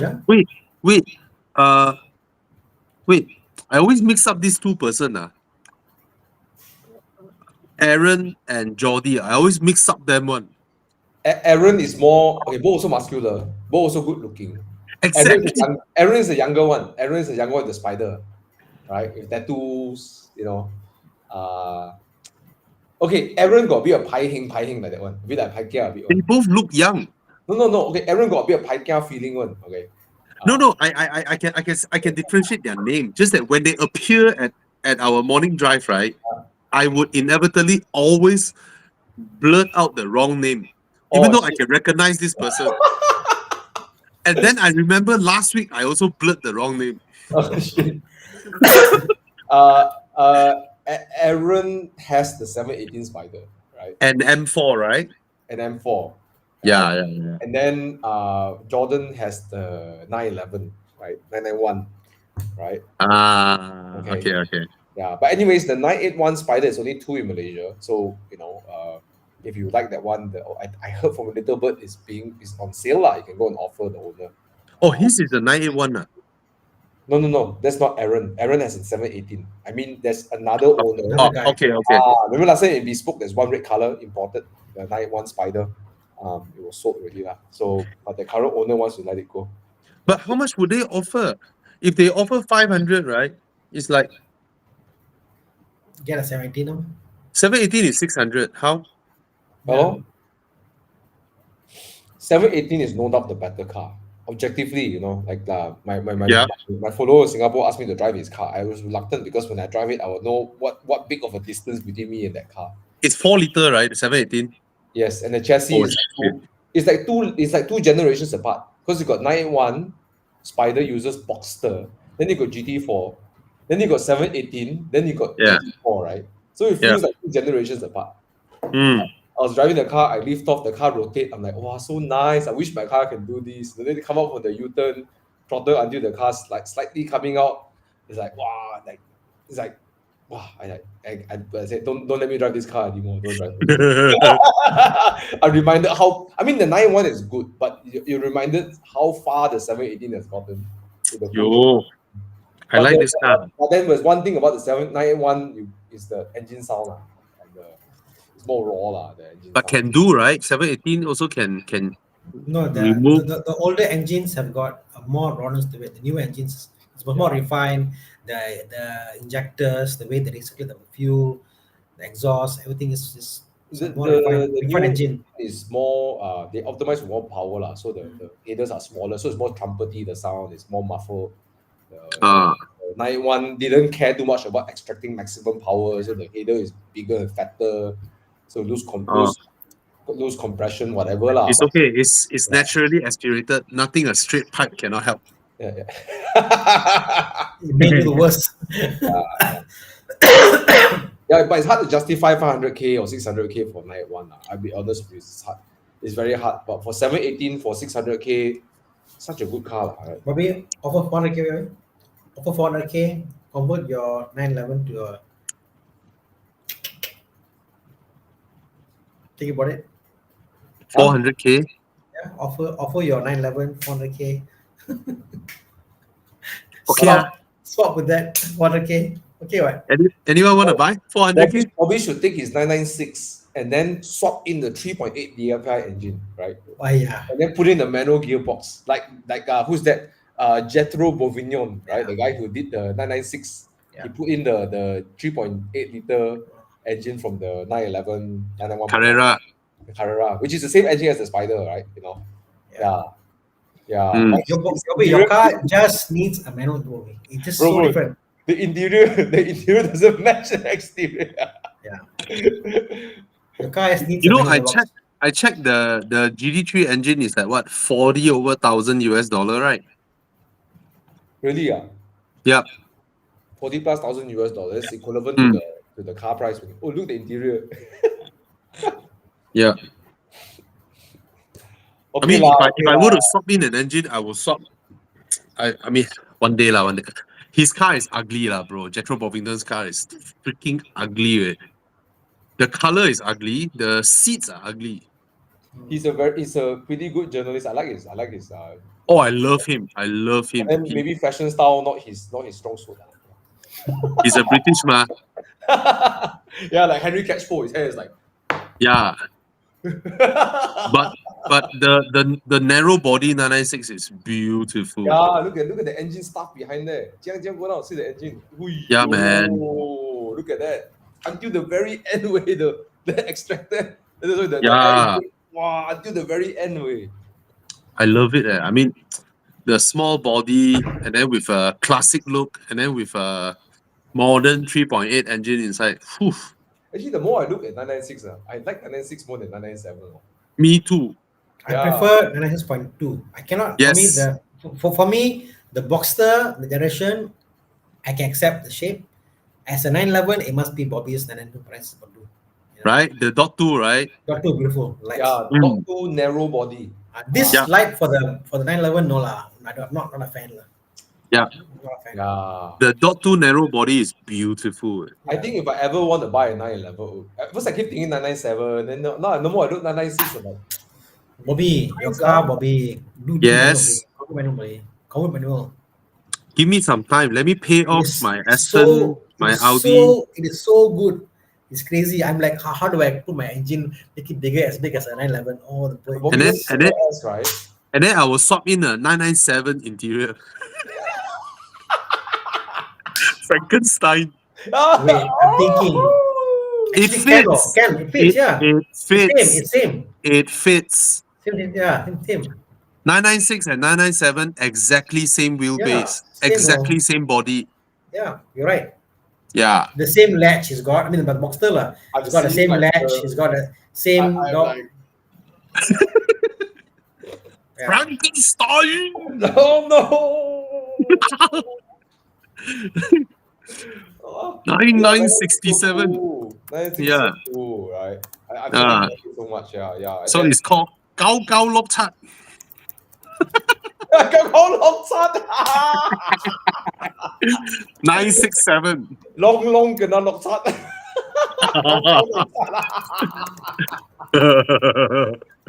Oh my god! Hey, but there's a 996 manual turbo, you know. There's one black color one manual. Not interested. Yeah, I hear turbo, I'm not interested. The NA, right? You know. Yes. Yes. 996. Tana can do no. Can What? swap manual, right? Get the automatic, good condition 996 and swap manual. Can. Easy what? Yeah. He Yeah. did it, but Mine His promoter box- what?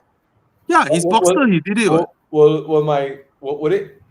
the gear like drop out like how like what Alex did to your car? No. He's okay. We did the whole gearbox. The linkage for the shifter was weak, but Alex really aggressive lah. Alex, the day he drove, I drove. Oh my god, he drove the car, bro. I tell you, I was like, I didn't know my car can do this. No, he pushed the. I was like, fuck. Sorry, I was like, he did his Scandinavian flick. He did this. I was like, shit. I'm so happy he drove the car because he really pushed the car hard. I was like, Then the impressed. gear did pop. But at the very end, he just pushed hard and the cable just snapped.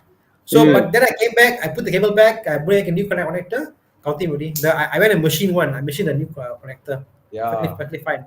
Because I But- think 996 yeah lah, worth restoring one lah. Yeah. Yeah. Just want to get one. GT So Sing- Alex, right? Every car he drive, right? The first thing he do, he want to break the traction. Yes.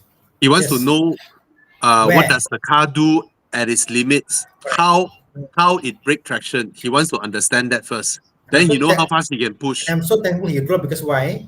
After he drove, I got a benchmark on how the car can be driven. Like really, you know, the Evo chef Alex drive my CLA, I was holding on to my life. I was cool lah. He was driving the car. I was like cool. Alex is a real Villa Barbie. But I don't Yeah. know how he does it. He know exactly what the traction is, how much to go, and then he pull back. I'm like, wow, impressed. He drives like Impressed. a punk. He's like a punk. You know, I remember last time, we drive together down Genting. Then he's like, he smiled at me. Then he go in front of me. Then he keeps sliding his Cayman. No, I mean, we can drive as a punk club, but the fact he can really sense the traction, where it's losing, and the comeback. Oh boy, very Full check up, naughty, the guy. So naughty. fantastic, Mm. great driver. Holding on. Remember the time we had the MCU? The time we went to the correct. Someone wanted to buy the 997 GT. You see, you see the evil chef. He said, "Bro, I had the same reaction, bro. I did, car brake traction. I didn't know my car can do the things he did to my car. Honestly, Yeah. Remember the time he took one guy on a test drive on 997 on the KKB dam, right? Yeah. He went all the way up. So one time what happened was someone wanted to buy a 997 GT3. And Alex is like, Bobby's like, hey, you sit in Alex car lah. And Alex like, yeah, come. So he went up, you know, all those, KKB is like high speed corners, right? Where you damn hard, come down. Then the guy was like, okay, this is the end, right? Then U-turn come back, sliding come out. Come on, then the guy come out. It's like, the leg like not steady. It's like, it's like, you see, I regret sitting in this car for a while. It's basically a session doing like a dyno with Alex lah. yeah. I mean, Yeah. because Alex is he used to be a Racer, the jet Jet ski. ski. They fly up in the air like don't know how many meters. They come down. He rides bike, so maybe for him, right, this sensation is like nothing to him. All this like brake traction is like, whatever. Anyways, okay, I'm going to skip. Let's make sure we cut out. We cut out this section and then we tag Alex in this. Yeah. Okay, I'm skipping from 909 to the current questions. Anybody got questions? Please ask again, and then we'll slot you in. Okay. This guy asked, Nissan X-Trail T30. This guy asked 3 times already. Okay. What is Nissan X-Trail T30? The old X-Trail. How old is the old X-Trail? The good-looking square the headlight spare one. one. Oh, nice. A lot of people love that car. The only thing about that car is, if you're going off-road, has got a very poor, what do you call this, rear ramp angle. So always kena, the angle always kena. That's the only thing if you go off-road on the rear side. How that car fantastic level. But it's very old already, also. Very old, very cheap, yeah, but I like how it looks. It looks like those honest type of car, As advertised. Yeah. Danish Iqbal, just to ask, anybody have suffered from temper mileage? You see, the thing is, when you temper mileage, sometimes you can find out, sometimes you can't find out. It's hard. So I say, don't just look at mileage. Look at condition. It's more important than mileage. I cannot blame Kasem lah. They buy in how many hundreds of thousands of cars every single month, every single week. Yeah. They buy and sell. You cannot expect them to be able to, put in a diagnostic. To give you context, let's say Kasem buys 1,000 cars. 990 cars, they will sell to used cars, They take the best of the best and they sell directly. So what you're getting is cars that they have gone through and checked the best of the best. So even with that thing, still something goes wrong. So I think when it comes to buying used cars, right, to be honest, tempered mileage is not the biggest problem, I would say. Right? We look at what? We look at accidents, we look at condition. And if you're a real car guy looking for some car guy cars, right? Even accident car, we look at the body, we can tell got accident. But what if it's a very rare car? You still want it. You don't care. No. You don't care, right? Because for us, right, if we look at it, okay, the body panel look like confirmed got accident before. Then we go and drive the car, right? The car feels balanced, right? Let's say the alignment, everything is well done, right? You drive the car at speeds, you do a sharp braking, see whether the car will veer one way or not, whether the chassis is awkward or not. If everything is okay, right? If it's a car guy car, you still want to buy it, man. Of course, when there is a lot in the market, then you don't buy the one that has been in accident. So like that, lor. I agree. Yeah, lor. Come. Next question. The other Sifu is Bobby. Saw him Pune RS6, one behind Genting Roads. I believe, Leonard, what you saw cannot be compared to what Thomas saw. Bobby is like, Thomas, I bring my RS6. I show you my new suspension. Then that was one time with my Spider. Then which Genting your coolant breaks. Mine was worse. Mine was called, I went for a drive. For some reason, I said, check the coolant. I opened the coolant, I checked. Someone came, I'm talking to them, talk. I just forgot to close back the coolant. I drove all the way. all the way with the Porsche car. I forgot. Then that car never overheat. All the way. I then parked the car for a while. Suddenly you see the car got water coming out. Like, what the hell? because it Oh, parked. Then they said, "Shit, man!" They open up and see coolant cap is outside. Never close coolant. So on the Porsche group, I got this nickname. Tana's Boxster is the only Boxster that is air cool because no need water. Comes perfectly fine. You know. There's one time, right? Bobby was going so fast. We were playing with a 765 LT. And there was one time he was going so fast, Uncle YS was surprised that Bobby overtook him twice. And then my good friend, I met him at Mei Hong at Route 1148. Okay, let's drive together. Then depart. Then my Alpine is like, where's the RS6? Yeah. So It's a fast car. Sifu. It's too fast. Okay, what's Evo Provaro? Bobby, can you maybe do a shout out? Okay, 9th of November, we're gonna come to Cyberjaya. We found a nice big parking lot.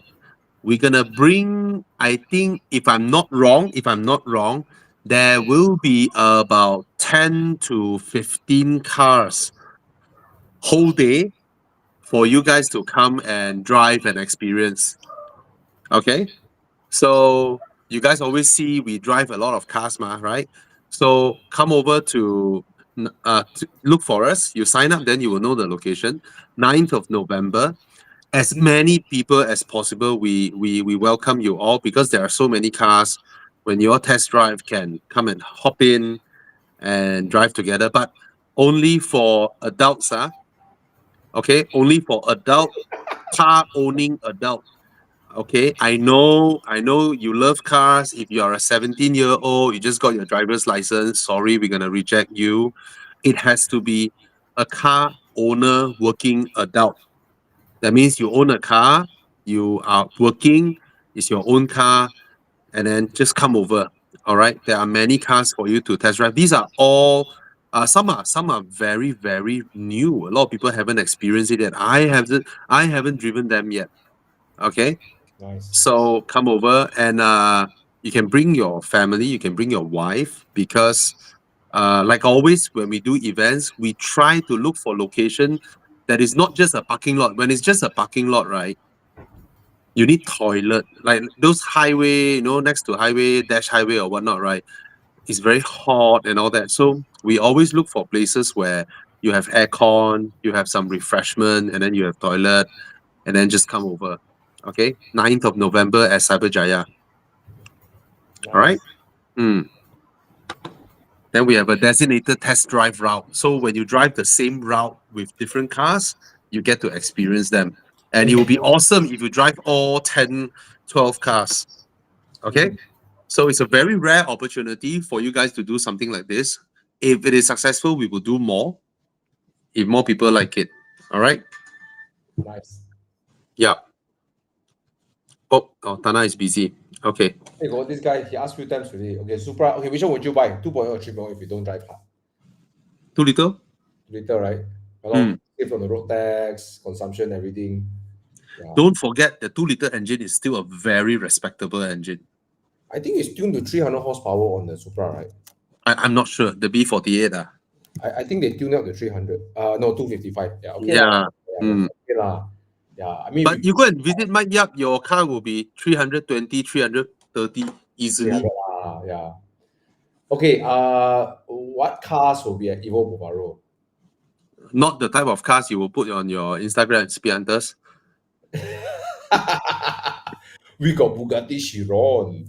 Yeah. GT3. Yeah. There's the Chiron, Koenigsegg, Pagani, and we're not sure if the Gordon Murray T50 will come or not. Auto also, right? But yeah, but the Aston Martin Valkyrie will be there. A LaFerrari. Yeah, about there.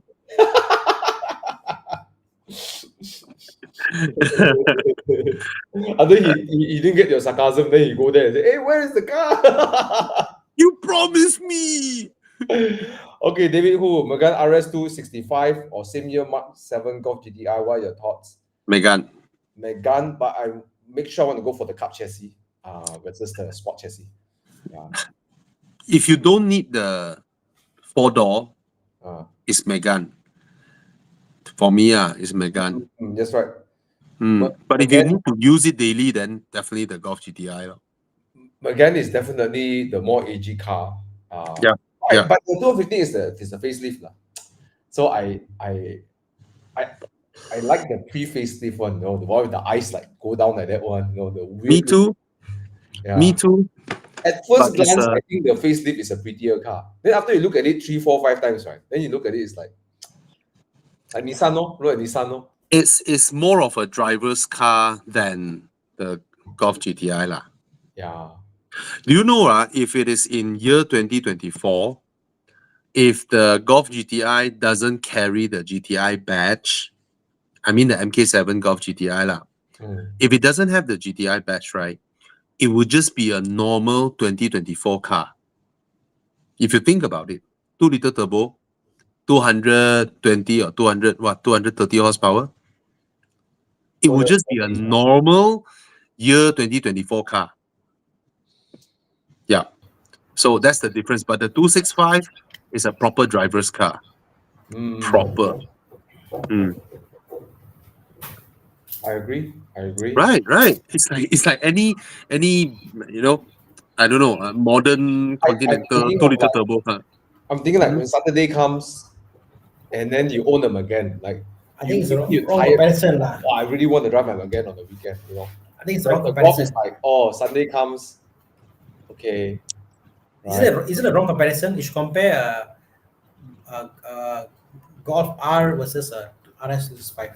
No, I know the pricing wise. It's way different, but in terms of feeling that you get, it should be the Club Sport, the Mark 7 Golf GTI Club Sport. yeah. But the Megane has got a more jarring experience. Yeah, it's more a driver's car than exactly. Golf GTI. Yeah. But even the looks, I mean, today you look at the Megane, the Mark III, and you go like, wow, like, looks good, Golf GTI looks very.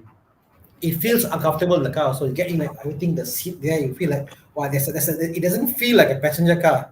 Getting in the car, sitting in the car, the whole experience, the shifter, it just feels being a manual versus an automatic, all that put together, like just it unnerves the senses. Yeah. Okay, do you think the GT86 will go lower? What, 90,000? I think it will go lah. Maybe it will. I mean, a lot of them are cash buy soon. Yeah. Oh, they are cash buy already. I think I still can take loan. We don't know. Actually, there's no way to know. But if I were to speculate, then I think we'll drop to 50 or 60 eventually. Yeah. I know someone who bought for 120 2 months ago, trying to sell now. He's happy to get 90. I tell you, all it takes is 3 or 4 people, maybe 5 people were like very kanchong want to sell at 60, right? Then the price all means people started to buy at 60, then the new expectation will come down already, right? You never know, one day someone kanchong, 5, 6 people kanchong together sell at 60, or then the price will go to a new low. I mean, Thomas, there's too many of them. Even at 110 or even just above 100k, the amount of loan you can get for the GT86, the GR86, no point. Go for the GR better, yeah. Exactly. Okay. Hey guys, this became a next. Congrats, Jonah. All right. His name is Xia Tiong Hong, right? He's my childhood friend. Looking at People Mover between Segamat and KL, 330E a bit too cramped. Kia Carnival rebate 180 new. Walao, it's so 180,000 for Kia Carnival. Hey, Tiong Hong, go for it, right? You can move your family, your mom, dad, your kids, in-laws, everything. Yeah, go for it, bro. Yeah, you'll be way more comfortable. But of course, you won't enjoy the Segamat to Gemas and Tampin. That route. You'll be very popular. Huh? Very popular. Because that's our favorite B road. Between. No. As in, people will say, can we go in your car? Everyone go in your car. Popular gila. Yeah. Or Jonah, if you still want the sedan-looking car, then maybe I would look for the G30, right? I will look for G30, but You know, if you want people mover, yeah, how to not look at it, man? 180,000 ringgit new. I Right? feel very much more calmer driving the Kia than driving a CX-9. That makes sense. Of course, lah. As a driver. So the wheelbase so long, you drive an MPV, you don't feel like No, the interior, the space, sit on there. yeah. So What nice. Burmas is offering a 5-year diesel subsidy? What is it? They give you a discount lah, basically lah. Oh, okay. They Yeah. rebrand. I think you should go for it because you have a proper driver's car with the MX-5. You got a driver's car, so yeah, go for the Kia Carnival. Yeah. Okay. Bobby, everything okay? Why is everything so quiet there? No, I'm trying to wear my Or headphones? headphones. Yeah, because my family came back. If were to buy a second-hand car, where can I bring it for overall restoration or touch-up to keep its mint condition? Many places can go to, depending what car. You know, I think very very car specific. Like, you know, go to where. Also depends what kind of standard you think is mint. Yeah. You go to certain people do mint condition, you take the Bufori, then Jerry will say this is not mint condition, right? You know, but Yeah. also depends on your budget, right? Because Yeah. you know that there is what you think is mint condition, right? But Bufori is like crazy level. I mean, I really respect them. They're amazing. So it depends what level of mint you are expecting. Yeah. But also depends. Isaac, I guess it depends also what model of car you're fixing up. You know, this Ford Galaxy is crazy, man. Not only the body, new engine, new stereo, everything, and the stereo doesn't have the fancy. You know, they don't do the fancy touchscreen and stuff. They try to keep it classic like that. Then they got Bluetooth, everything, crazy. No, they built the stereo head unit to look like an old one, but it's actually a modern one. Yeah, like it came from the 1940s, like that, right? Yeah. Yeah. So yeah, I mean, if you depending on what level you want, Isaac, there are a lot of people can restore, But if you want like no bars hold kind of restoration, you go to someone like Bufori. Yeah. No, my Mini is about to get collected last 2 weeks ago. I went to Bufori, and the only thing missing was my bull bar and my side fenders. The alignment is out like by half an inch. And then Jerry looked at me and said, Thomas, do you mind if we have the car for a bit longer? I'm going to fix this. So like, sure, no problem. Because for me, Mini is like handmade, so there's always a bit of off and there, right? Yeah. But I really respect their work. So beautiful, their car, their paintwork, and everything. Yeah. Okay, come, let's go. What's next? Sorry, guys, I'm trying to get the thing to work. No worries. Any questions you see you want to answer, Tana? Super Pants. So, manual E46 as a fun weekend car. I want to look for a daily driver between the E39 and 60. Was nicer to drive. I think the 46 is a better daily car, compared to the 39 and 60. But compared to the 39 and 60, E60 is just more spacious, better seats and all that, So yeah. E60 is such a big leap in its chassis from E39 to E60. Yeah. I wouldn't call it a big leap. Big leh, I feel it's very light and Exactly. and loses the heft of the car. Yeah. I've had both. I like the look of the E39 more. The E60 look like, I hate the look. It's a bit bangle, right? No, I'm okay with the looks. I'm okay. But yeah, I mean, it loses the heftiness lah. The one that you like in the E39. Yeah, so I would pick the E60 for daily. It's bigger, everything. All right. Okay. See, the E90 feels heft, weight.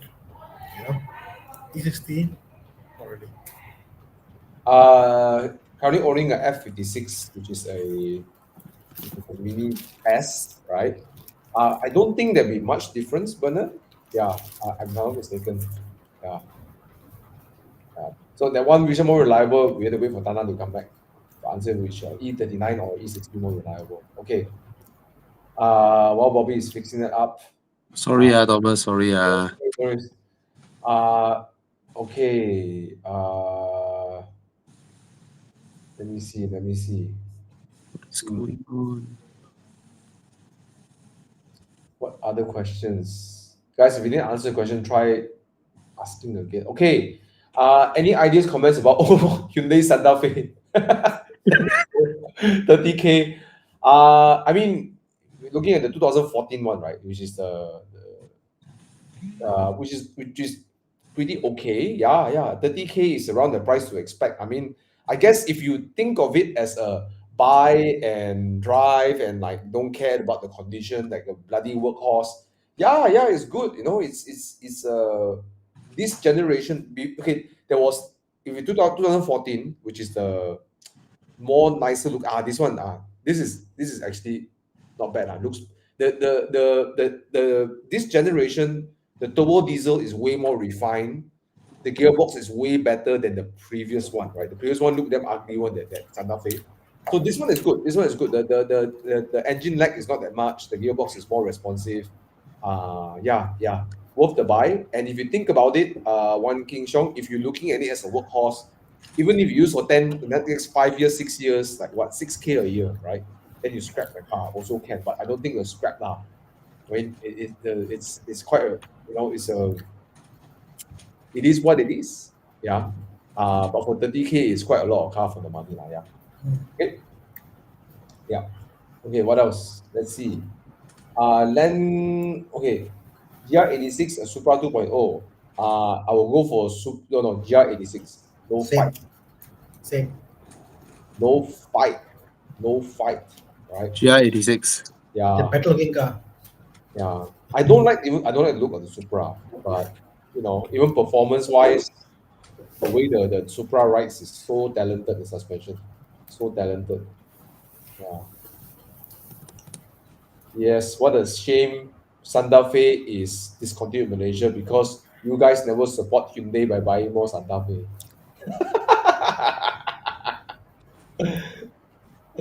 Okay. Tana, which one more reliable, E39 or E60? E39. Really? Yeah. Yeah. Okay.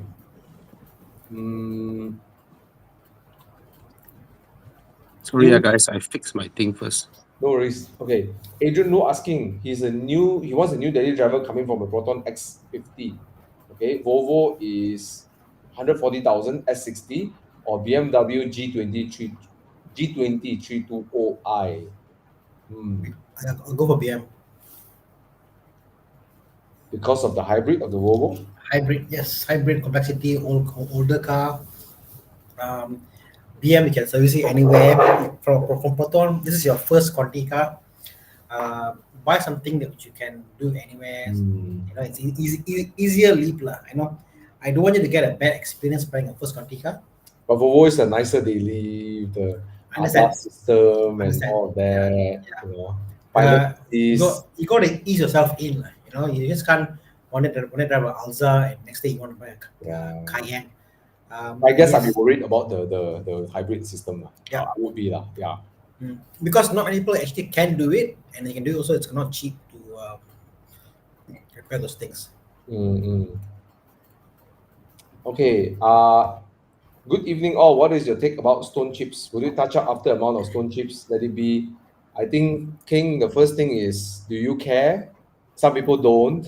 I know a lot of people who drive GT3s and they just, or GT4s, or they just don't care, right? They just drive it and then stone chips, whatever, right? So I guess if you care, by you asking these questions, it sounds that you care, right?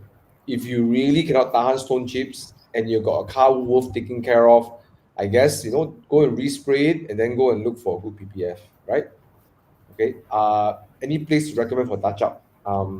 You can look for Atun in Hypertune. Now, I don't know whether the building is still called Hypertune, but it's right in front of Volkswagen Glen Mary. There's this place, Corner Lot, right? Look for Atun. It's actually not bad.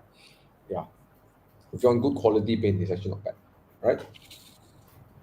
That's where I go. You can ask Tana also. You can DM Tana, ask him. We got a few options for you from as well, from cheap to expensive. Okay. So if you cannot tahan, just spray it, put PPF. Okay, but make sure you wait for the paint to properly gas out before you put PPF. You don't straight away put, then you got problems. Okay, let's see. Honda Civic 1.8 only has 70k mileage. By period you check on Muda. But my tip for you by period is try to sell it as consignment lah. Because when you sell trade in, they usually tell your car for 20% to 30% below market. 17,000, my God. Yeah. So it's not the mileage, bro. Sometimes it's also what people are willing to pay, right? So if you have the time to transition, you just put it on the market, wait for someone to pick it up. Try to do it on consignment basis, which are usually dealers will take less lah. Yeah. Okay. So that's how I would look at it. Okay. Next. Wait. This one first. Azim Adam. Okay, bro. 218, right? Yes. 218, right? It's the better car. I also think it's the better looking car. I think the A class looks better. I think the 218 looks good. I find the 218 proportions are a bit forced. It's forced, yes, but more cohesive. it's a cookie cut cutter lah. On like all. But the 218i got frameless windows, right? Yeah, it's you get in the ambient lighting, the steering. It's the seats, the color options in the 218i. The interior of the 218i is way better than the A180. A180 feels like a cheap car. Yeah, that's the thing. Okay, 218i, I'm going like, wow, this car looks good, more premium than even 3 Series. The way they put all the colors and things put together, it looks funky. So yeah, the 218i, it looks more premium any day than the A180. I mean, if on the initial looks, of course, the A class is nicer. But if I were to live with it for a longer time, I think I would enjoy the 1.8 more lah. The ergonomics, everything, it's just more easy to use lah. Yeah. Okay. Evening, CLA 45S or E53. Oh yo. E53. Okay, I think depends what you like. If you are the young and you're punk and then you want to whack the car, then of course the CLA 45. If you want something that's a bit more, mature and like a cruiser, then go for the E53. For the E53, bro, the sound is fantastic. The sound it makes from the engine, is epic. But you can't whack the car like the CLA 45, right? I mean, I did a video on the car. I drove the car, whacked the car. It was amazing. I mean, it's not as light and nimble, but drove it. The grip level is fantastic. But it's not as manic as a CLA 45, the 2.0, right? It feels like a proper AMG lah. This way, even if it feels like an AMG, CLA 45 feels like what I call like a boy racer tuner boy car. So it depends on what you want. You want something that's refined. As a proper AMG badge, I think the E53 is deserving of the badge. But I think CLA looks nicer. CLA is probably the more beautiful of all the AMG they have. Definitely for sure. Not the E45, but the CLA 45, it looks beautiful, sleek, But, the E53 is more aura, the kind of like mature kind of aura. Whereas the CLA 45 show up behind your rear mirror, you let him pass. Even the dash, bro. Even the dash, the meter, the ambient lighting at night. Then at night you on the car, wow, the lighting is fantastic in the car. Yeah. E53 is beautiful. I think the CLA, if I'm not mistaken, the dashboard, the screen is like an iPad kind of squarish thing, where I think the E53 sort of like it's kind of inside of the dashboard. Correct. So that also makes it feel a bit more. It's a high end car. I mean, the E53 is more atas. You want to buy an expensive car, E53 is a much more expensive car. Yeah. Yeah. That's true. Okay. All right. What else? Edward Tan, no, do not get the 318i. Okay, let's talk a bit about this. Why don't get the 318i? The BMW-ness is lesser in the 318i. Okay, you're talking about in the 318i is the 3-port, right? The 3-port engine. Yep. Okay. You will immediately feel that when you want to pull, forget about performance. Okay, forget about like driving hard. You want to pull out to the highway, it feels like it doesn't want to go, right? You want to switch lanes, the car don't have No, power I to- mean, you are if you're not a man driver, you don't actually feel it. My problem is like the engine doesn't sound as good. The engine vibration is higher.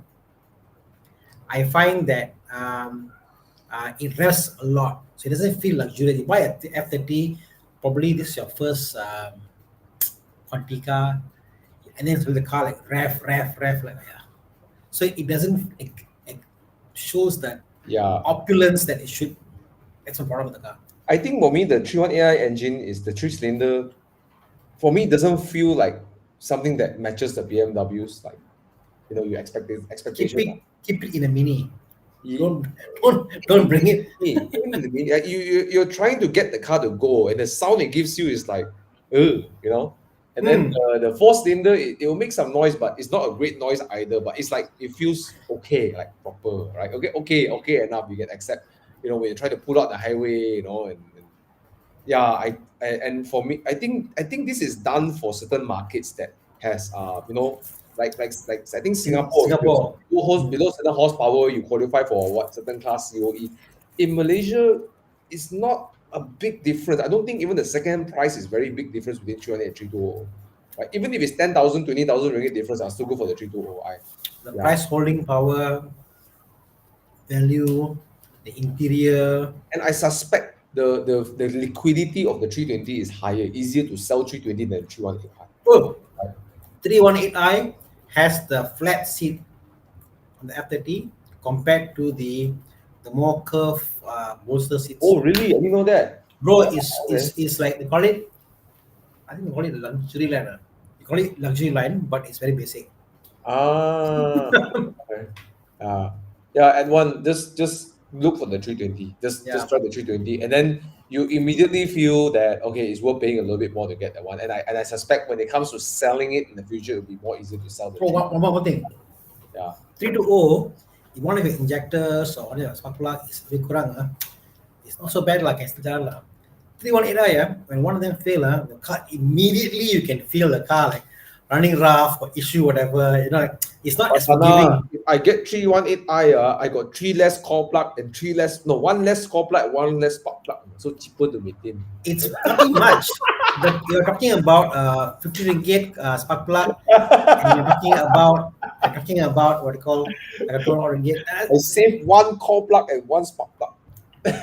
Okay, fuel. The 320 is much more fuel efficient compared to the 318. Really? Of course. Yeah. There's nothing in the 318i except for the brand new car price. That is the lure. Buying brand new, I understand lah. You can't afford. Okay. Yeah. But other than that, there's no reason. Sherman so bad. It's like even Proton tapao 318i. No, I don't. Okay, I disagree, Sherman.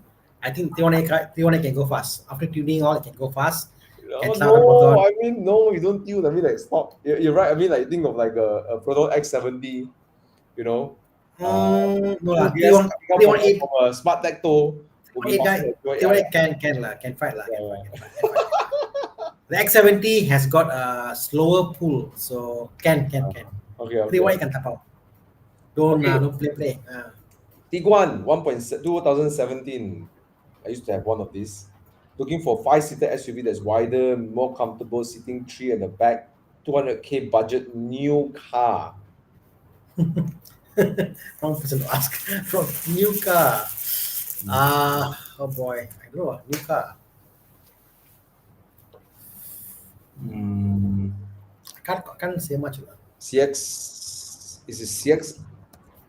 You can. CX8 can lah. 180 CX8. CX8 lah. But 5-seater, CX5 doesn't feel as big as the Tiguan. Tiguan is more spacious than the CX5. So 5-seater. Yeah, CX5 the rear seat is small. It's small. So you're forced to get a CX8, but use that as a 5-seater instead of using it as a 7 or 6, right? So yeah, CX8 I would say it's bigger. Brand new 180. I'm looking for something. Hold on, TWN. Yeah. Brand new. For the- Brand new. Okay, but I'm looking for something. Hold on. Let me see.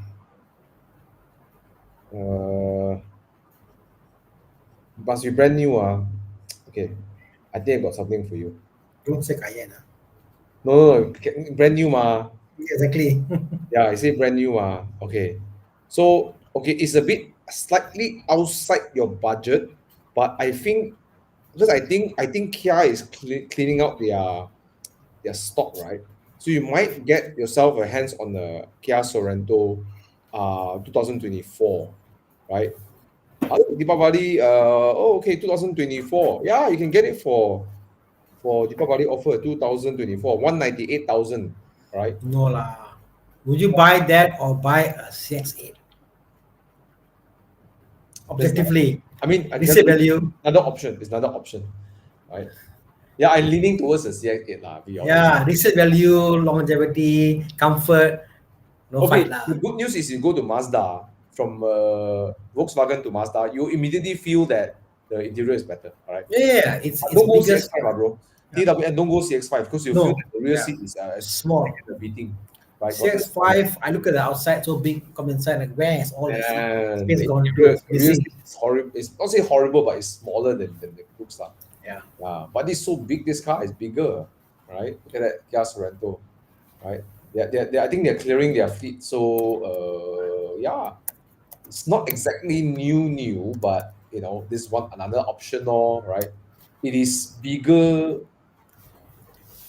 Yeah, bigger than Tiguan. What about JQ J7?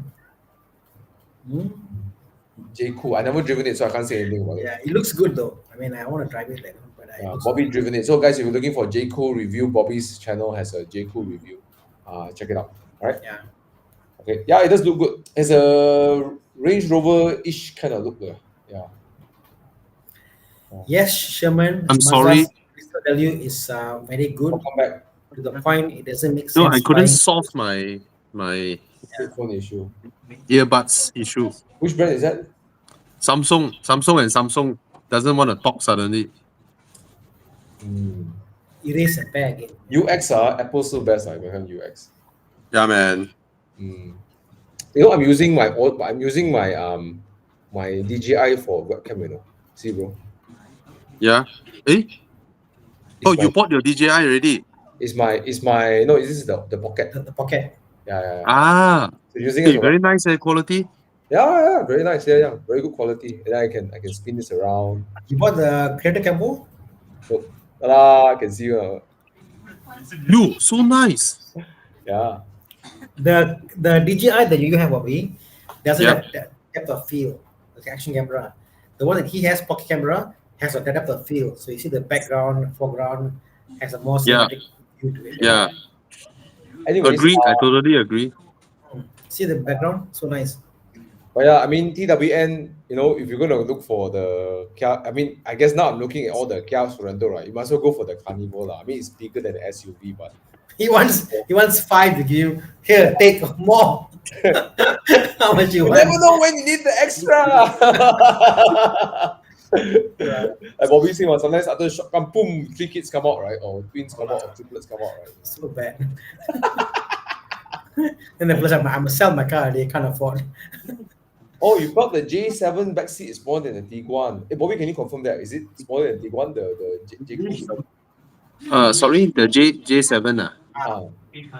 I think it is smaller, slightly. Or slightly smaller. But Tiguan does boost quite good space on the rear. You know, it's quite big. Yeah. Okay. Yeah. All right, let's move on to next few questions. Okay, resale value for Panamera or Taycan. Confirm Panamera will be better than Taycan, right? I saw this video once in UK. They said you want to give the RS, can must buy 2 Taycans. So they said, can I buy 2 Taycans and sell back? How much can I sell back the new Taycan for? You know, so yeah, prices in UK are crashing for brand new Taycans. Crashing. But he say when the exemption is removed, Yeah. right? Also But oversupply you lah. must take into consideration there's a lot of Taikans around. A lot oversupply. So let's take that in consideration, right? Mm. So I wouldn't bet on it. As of now, it's just speculation. We have no data to say that it will. So I wouldn't want to be on the short end of the stick of that bet. Every car that we said it was cheap because the car government gave a exemption. Thereafter, the no more exemption, the car price still dropped. I mean, the S400H, hybrids, all those cars and everything about it. That because it's also reliability issue with the S400H and stuff, right? True, but same here. What you call cars imported, parallel import. Hmm. You know, Yeah, lor. But I don't think it will be a car that will like. Yeah, I don't think it will because there's quite a good number of Taikans around. Yeah, cheapest Taycan in the market now, how much? 300 plus? 300 plus. Yeah, Bro, 300 plus, bro. yeah, Crazy. yeah. Okay, Panamera, let's go for the 2.9. Okay. Yes. Okay. FK8 2019 18K mileage 260K. Wow, so expensive. I will go for the stock FL5. No, don't fight. Right? Would you pay 2019 for someone who completely like molest the car already? Nope. Right? And for Nope. 260K, right? Mods worth 50K, or I think woven something about buying your car and modding it to slowly exploring, slowly modding will be worth doing it yourself. I suspect that the fun part about modding is that you're doing it yourself. Right? You're sort of walking yourself through the process. Yeah. So yeah, woven, I will go for the stock FL5. I got a different point of view. Enjoy it as much as you can until you feel it's like enough already. Then add, right? I feel certain mods are still worth it when you buy over. Like let's say rims, all that for value. Certain mods, let's say like the turbo or whatever, is as good as zero because it's been crashed. Yeah.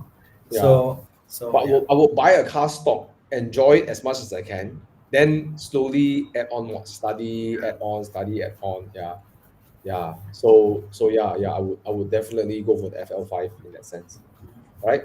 Considering the price is like, the guy asking a lot. 260, and the problem is if you buy 260, you go to the bank and you ask loan for 260.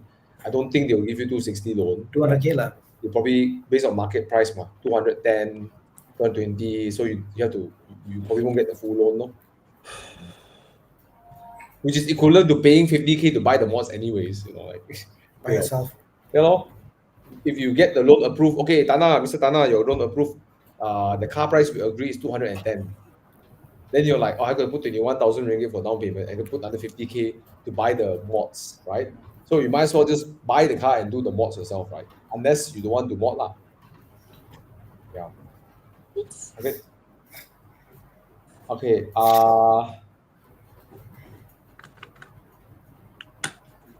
Sorry, I give up already. Okay. We play do Sorry. Really 10:30 already. Come, let's go. Yeah. Okay, come. Let's play do with my car. Sorry, guys. Sorry. Oh, it's alright, bro. Then pick it. Second-hand CX-9 compared to Carnival. Oh, I prefer Carnival. Same. Yeah, man. CX-8, I feel is nicer than the CX-9. Oh, then I like the CX-9 more than CX-8. Yeah. Why? I felt that. Is it the one we got? No, the CX-8, right? You still can. Yes, I remember now. Hoon around. You still can hoon a bit. Correct. CX-9 is so big, so heavy, right? You just don't feel like, driving in any way naughty. Correct. Yeah. Remember now. Thanks for reminding me. Come. Let's play duos. Guys, scan. We have 245 people. So Thomas, you bought the Pocket. Did you bought the Action? Order already on the way. Oh. So I'm going to sell my GoPro. Guys, you want a GoPro? This GoPro is been used by YouTuber before. Donate it lah, sell. You don't need the money. No, I probably use it as my outside car. Yes. If fly out lah, don't care lah. Then you mount it to then point at your exhaust one, so you get extra angle. Yeah, lor. Then fly off lah, whatever. Lor. Exactly. Exactly. Then because the new DJI mic can Bluetooth sync to my Osmo Pro Pocket, Yeah. can sync to my action cam. It's like so easy, and it does it in seconds. Like, just turn it on, and then seconds. Yeah, is- man. Yeah.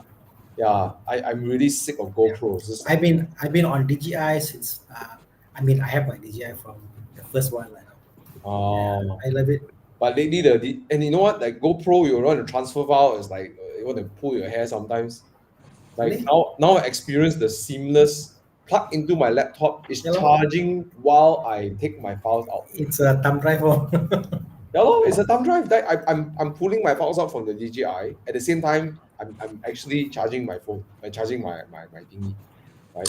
You know, you guys, do you know what's crazy? That day I was looking at the ranking of each country's export.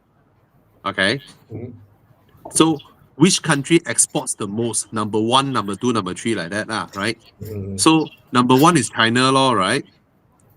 Number 2 is USA, right?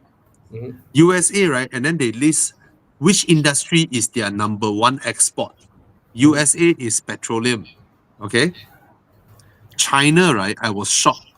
Broadcasting equipment Wow. is China's number 1 industry, which is all these things. I was like, what? I thought it would be cars lah, or ships lah, or whatnot, You know, Broadcasting equipment. wow. It's crazy.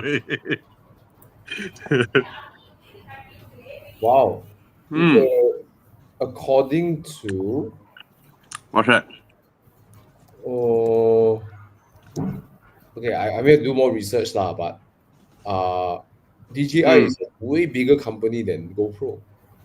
Oh, yes. Yeah, they do a lot more. They do drones. They do for agriculture. They do a lot more. The GoPro's market cap is $198 million US. DJI's market cap is $15 billion US. And Yeah.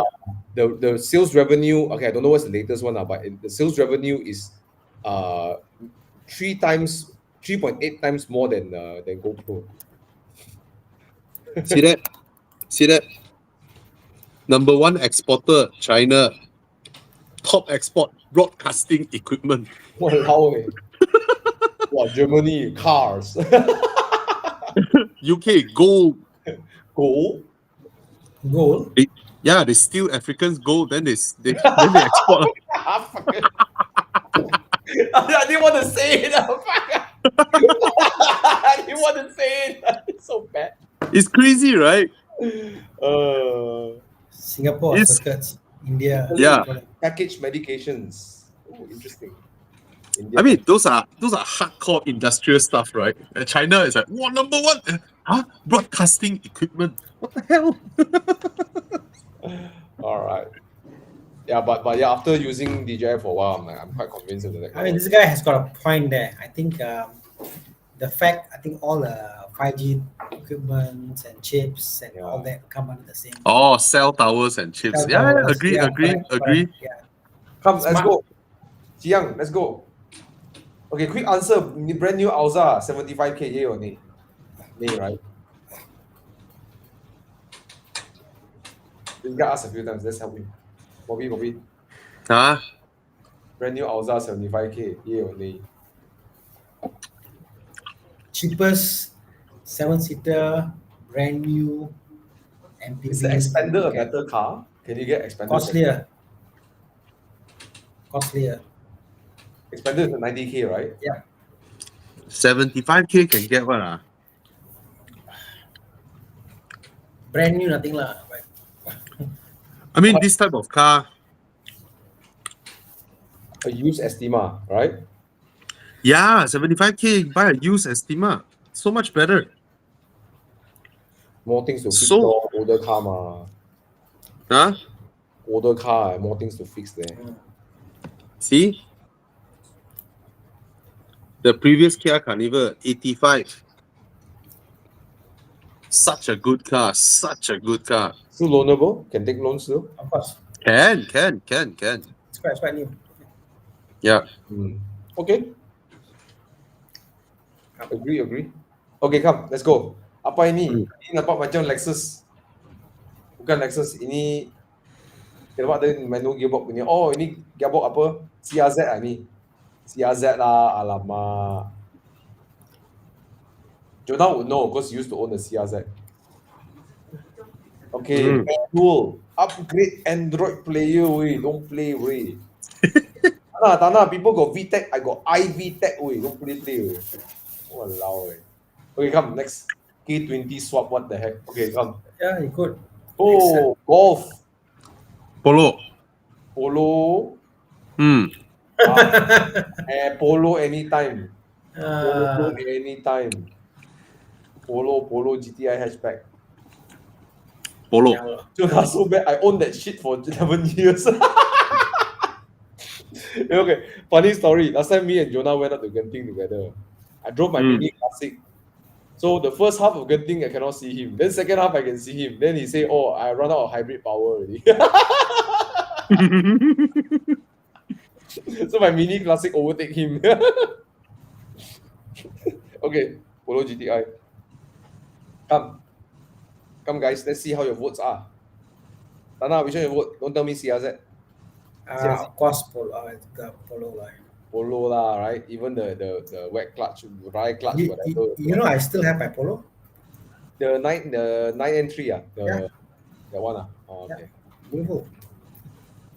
That one you corner hard the bloody tail like to jump up on the track. Bro, that one, bro, you slam the accelerator, bro, the contour steer. So powerful. Really powerful. Yeah. But then you corner, right? You know, I was driving, Serdang, on the way to Serdang or Balakong, right? From KL, the highway. After Kuchai Lama. There's this like S-curve, turn left, then turn right. And that was MCO empty, I turn left, wow, then I feel the rear tire inside coming out, wow, like tripoding. Then turn the other side, wow, tripod again, Crazy.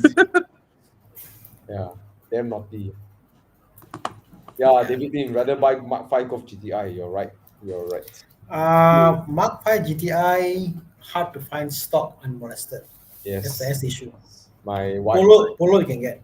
My wife sold hers to Mike, the unmolested Mark 5 Golf GTI that hardly goes to 3,000 or 4,000 RPM.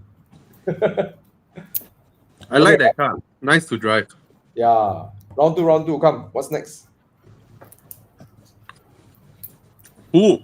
SLK. Hey, no, it's not SLK.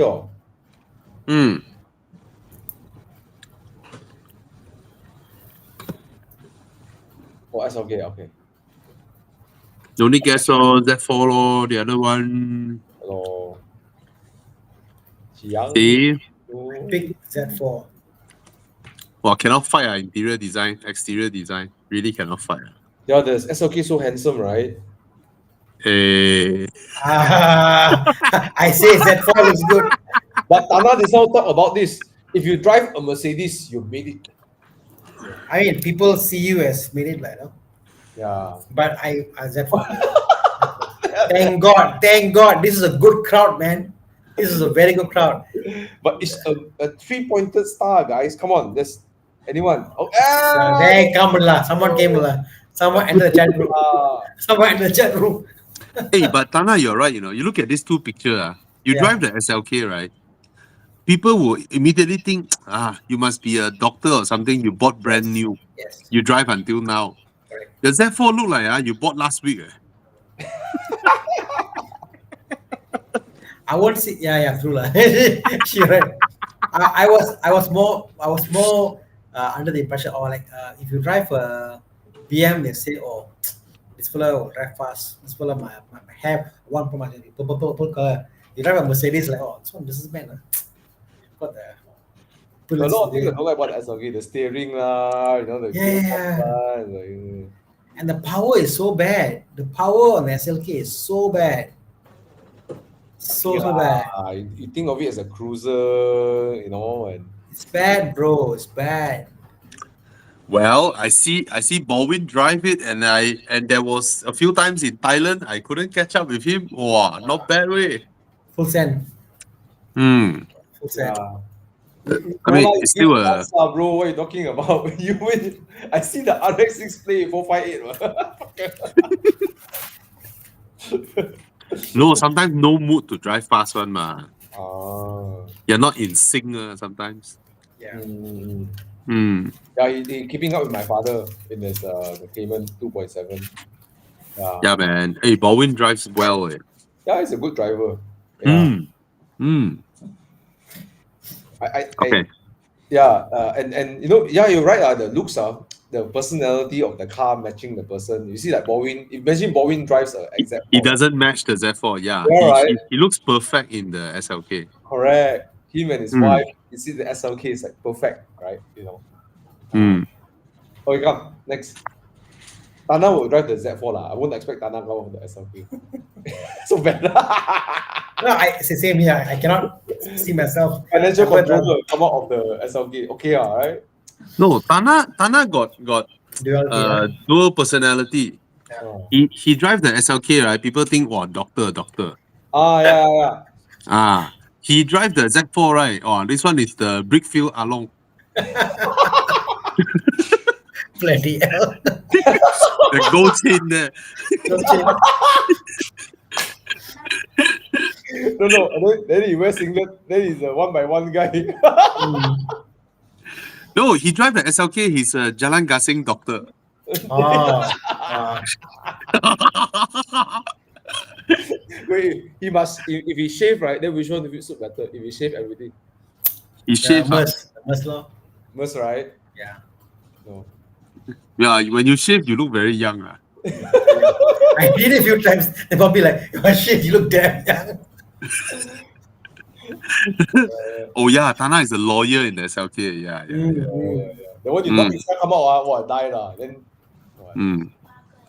Okay, come. Quattroporte 3.0 V6 S. Nice. Quattroporte Nice. S. Okay. Apa ni? Panamera. Oh yo, not this one, the ugly looking one. Yeah. Oh, no. Oh, this one facelift. This one facelift. Oh, you still look bad. Oh, the C pillar, I cannot tahan. Ooh, the C pillar. I'll do the Panamera. Ah, big quattroporte. Interior in the Quattroporte stock is like, No, I met a car guy who's a boss. He runs a few factories, right? And he gets chauffeured in a quattroporte. wow. Because he said all his friends got S-Class, 7 Series. He's the only one shows up to the golf course with a quattroporte. So cool, right? Yeah. You're right in the sense that I can see myself being driven in a Quattroporte. No one will be driven in a Panamera. Panamera look like cockroach.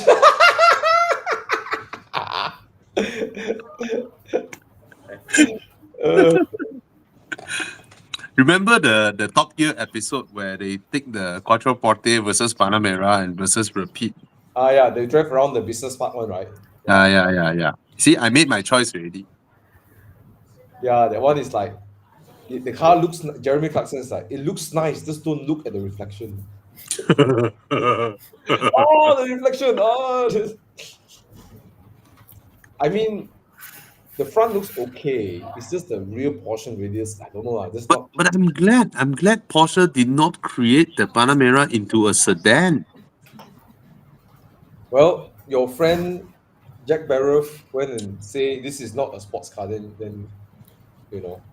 No, he said that this is definitely the best handling four-door car you can buy, but don't believe the shit they tell you is a 911. Thank God they didn't make it 911 stretched. No lah, it's not. No, thank God. I said thank God they didn't make it that. You know. Okay, come, let's go. Let's see who win. Jiang, who win? Panamera. Guys, why no Quattroporte? Give the Italian car a chance. Oh yeah, I didn't vote. Hey, I should vote. Shit. Go where? Which one?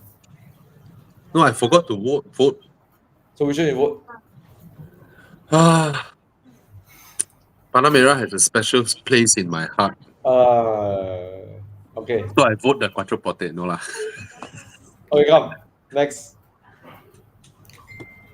Of course, the Maserati sounds better. Panamera is my wedding car. I know. Oh, Yeah. No other journalist can rent. You can rent. Oh, yo, 911 turbo. This turbo. Turbo. Oh, yo. Very, very fast car. Yeah. I still Thank remember. you. I remember Jeffrey drive this car and say the car feels slow.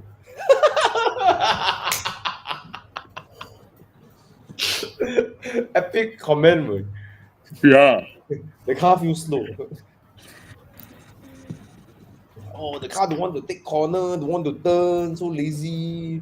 the car doesn't feel like a Porsche, I guess. I mean, Well, he had a GT3 RS before, ma. Then he got Speciale, then suddenly Turbo S is like, eh? Yeah, I told him don't buy this already. He don't listen. You should have went for F12. Ah, Yeah lah. okay. Anyways, what's next? This is a nice enduro car. It'll be easy to drive the whole enduro trip. Very comfortable, fast as hell. Who you? Aston Martin DB11. DB or the interior color I cannot wait. A blue. Ooh. This is the Mansory kit one, right? Hmm. Body kit stuff one. I don't like body kit is like. don't like Mansory at all. Okay. How Aston Martin. Aston Martin But when you reach Mei Hon Son you would prefer the Turbo S than the Aston Martin. I prefer the Aston Martin. Sound. I'll take the rear wheel drive car here. No, like okay, both also not what I would choose, but if I have to choose one, wow, yeah. Simple for me. I'll take the rear wheel drive, and the Mercedes engine definitely sounds better than the 911 Turbo S. Turbo lah. The turbo is the let off lah, you know. It's The Porsche one sounds like Exactly. Yeah. and That's how it does. If you park, and take pictures with the DB11 in Mei Hon Son roads and the mountainside, it looks so gorgeous. Yeah, yeah. man, the DB11 design is really gorgeous, man. So nice. The Jiang, rear is beautiful with the yeah, car. Jiang, go to the rear 3/4. Huyo. Look at that shoulder. It's so wide, occupies so much real estate. Yeah. Big, right? And then the C pillar takes in air. The C pillar takes in air. Mm. The hollow C pillar, the hollow boot lid, and then the invisible spoiler coming out behind. Yeah. Well, I Yeah. love how the hip, the shoulder meet the C pillar. It's so. I think a lot of people here may not know the DB11, right? On top of the ducktail, right, there is a little air outlet. Yeah. So the air actually comes in the C pillar. The C pillar, you all see the quarter window, right? The quarter window is actually recessed in, and then the air is pushed in there. Then the C pillar is hollow. That travels through the boot lid. The boot lid is also, the whole boot lid is carbon fiber and is hollow. And then the air shoots out from the little slit on the ducktail. The air that shoots out become a virtual spoiler. Invisible spoiler, right? Yeah, it's an invisible spoiler that presses the car down using air to create a spoiler. That is some Adrian Newey shit there. Like slow the air on top so the bottom has faster flow to press the car down. Something like that. Yeah. Such a genius thing. Yeah. But regardless, look. Not normally some sports cars got big shoulders, but this shoulder is so pronounced, like it's so big, takes so much real estate. Yeah. Very bold design. Wow. And then after all these things, right, kena tapao by the 911 Turbo.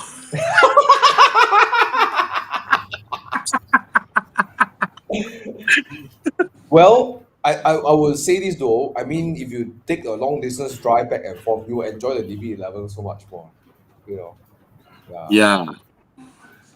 But Yeah, when both when are the DB11 reached Penang, right, the Turbo S already reached Hat Yai. I mean, both are fast also lah. Exactly. How fast can it go? Yeah. No lah, I exaggerate a bit lah, but if you have a DB11, don't challenge a 911 Turbo S. Oh. But one car can go to Das Straffen, the other one car cannot. One car will get signal to go to visitor parking, and one car will get to signal to the main event place. One car at Das Straffen will get looks and one car won't. How is that, Thomas? Did that? It is true. You know what? When I reached the Das Straffen, right? I didn't have my camera on now. You know, the one of the guards signaled me to go in with my Alpine, right? And then another guard saw me, and then he realized it's not a Porsche. Then he signaled me to go the other way, right? And when I parked my car at the visitor car park there, there were people running up and taking pictures and say, hey, "Can I take picture of your car?" It really, like people were like, "Oh." Yeah. You should have just drove into Das Treffen. Just hide inside there.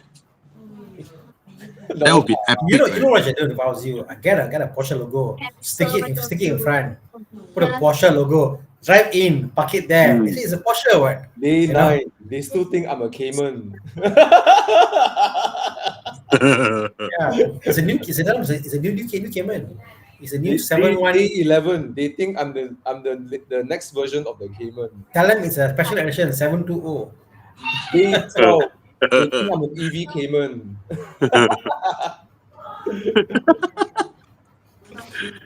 Yeah. Hotel Valley will park at DB11 front, park 911 underground. So bad. Yeah. But it is a accomplished car lah, the 911. Yeah. lah. But maybe we are the kind of people that likes to have something that's novel or different, like people don't have. You know? So imagine you drive to Mei Hon Son, then you're the only DB11 there. So cool, right? Then you Yeah, wish lor. you brought the Porsche. Wow, Bobby bringing the Rapid, so cool this year. Scared. Why scared? I thought reliable. What? Well, I haven't tried, blasting 5,000-6,000. I mean, the Borneo trip was a good experience You're lah. not running at high load the whole 6,000 kilometers, ma. And then you're doing Evo trailer, ma, not Evo enduro, ma. You know, Just one small stretch, ma. Evo trailer.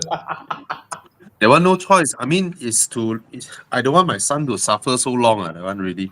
Yeah, the rear seat small, ma, right? Yeah. Yeah. Yeah. No, he grown so big, and then I'm bringing the Aston this year. My family sacrificed a lot. But you Right. must do it. You bought the car already, you must do it. Right? Yeah, lor. I believe Aston was more of your enduro car than the RS6, right? No, the RS6 is gila way. No, The I mean, capability. when you bought the RS6 and the enduro and the Rapid, which was the first car that you would think that you want to take for enduro? Of course, it's the Aston. Yeah, lor. So finally feeling its purpose, right? Yeah, it's scared also. Mm. See, lor. You wouldn't know one, ma. Hello. In Jinsui Yeah. Temple, Thomas can still take you down for eat dim sum, but in Mei Hon Son, Thomas passenger seat full already. Cannot help you. And no Auntie Sherry to help you hold the key for the tow truck when ever come. Yeah, and Yeah. Anyways, yeah. Aston Martin DB11 looks so nice. But if money is not an object, would you DB9 or DB11? who, me? DB9 or DB11? Yeah. Let's say you can only choose one one Aston to put in the house. And you have a choice between a DB9 and DB11. Forget about the money. Which one would you keep? Very easy. It will be the NA engine, the old VH platform Aston engine. Yeah. The Mercedes engine actually, yeah, I mean, it's modern, blah blah blah blah. But it suck out 80% of the soul of an Aston. Yeah, lor. The way they sound is so important. That's true. But the Yeah. look is so much more beautiful, the outside. Oh yes. Not even comparable. It's so much more gorgeous. Yeah. It's a lot. It's a lot prettier than. It's just a pity that they went full turbocharged. Yeah. The entire lineup is turbocharged engines now. No more sound. Imagine it still Sad. has a 5.9 liter. And Yeah, man. They have Or to the 4.7, even the 4.7, 4.3, they all sound really good. Yeah. They have to catch up lah. Specs matters. Someone said the V12 is two Mondial and you put together. Yeah. Nonsense. Two Ford Mondial engine put together become V12. Doesn't work that way. Yeah. Okay lah. So we finished already. I'll buy a few bonders, bro. Can put together if possible. Okay, guys. So remember, 9th of November, Cyberjaya. Yeah. Provaro means I'll try. So come and try. So there's a bunch of, actually there's more cars than we put down there. Okay, there are more than that. All right, come over, and a lot of cars I haven't driven also. I haven't driven it. So it's a full day there, one full day. Don't worry about toilet, aircon, and all that. We have all that covered.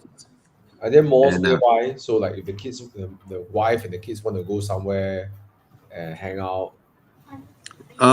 Yeah, there are not proper malls,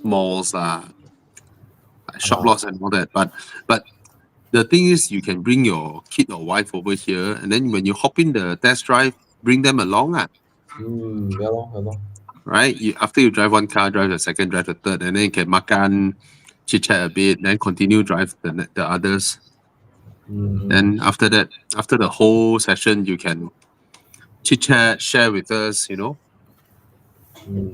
Cyberjaya got nothing much. Yeah, lor, that's why we do this. Got roads. Yeah. And Right, those and of then you who are thinking about Evo Enduro, 33 days, come. sign up. And if you're looking to get your brand more exposure, drop us a text. Drop us you can contact anyone on the team, Nicholas, Bobby, or I think there are still opportunities to sponsor some of the stickers on the cars. Yep. And every year, I believe the reach is more than millions. Every Evo Enduro. I remember one time Jerry told me we blow up his website. So his website crashed because so many people visit Bufori because there were a few contents with the Bufori. Yeah, every year our Enduro content, our reach is about 4-5 million. Yeah. Well, So sometimes some companies easily spend 10,000-15,000 ringgit on Facebook ads and stuff. So if you want to try something different, get different kind of exposure, send just drop Horizon a text or WhatsApp and inquire about our packages. I think the cheapest package starts from 7 and goes all the way to 50 or 60,000, right? Yep. 7,000 to 50, 60,000. So it's not as intimidating as this. I found out some other some other car magazines, they charge what, 20 or 30,000 just for a small booth. It's crazy, right? No guarantee or whatsoever. They give you a booth, then it could be the corner of the showroom where nobody comes and everything. Wow, really jialat. Yeah. Exactly. Thank you, Thomas. Yeah. And that's like 30K, and you have to fight amongst a lot. Don't say anymore. Okay. So yeah, guys, send us a DM, right? Propose to your boss something different. If you're working in marketing or branding, and then you propose to your boss. Yeah. Okay. Yeah, see, Lim Tao Ching Brian, car guy, right? Knows Bufori and Liquid Moly because of 2022 sponsors, right? Yep. Okay. Different ways of getting exposure, right? Yep. there's no limit to what kind of industry you invite, right? Let's say insurance want to, let's say like there are some people got insurance team, right? They promote their team. Yeah. Anything, You know, anything except online gambling and all the vices. Those I don't like support. gambling. Yeah, BX99. Bro, why you never tell me you sign up for that? Never give me free account. Walao eh. Hey, Chiang, show picture, Chiang. So, guys, if you saw that video, please help me report. Someone stole my YouTube footage bad. to do a scammer online ad. Yeah, please. And the Okay, if voice you. over Chinese voice don't sound anything like you. Yeah, man. Kasian. Okay, lah. Okay. That's it, guys. Thank you so Guys, much for bye. tonight.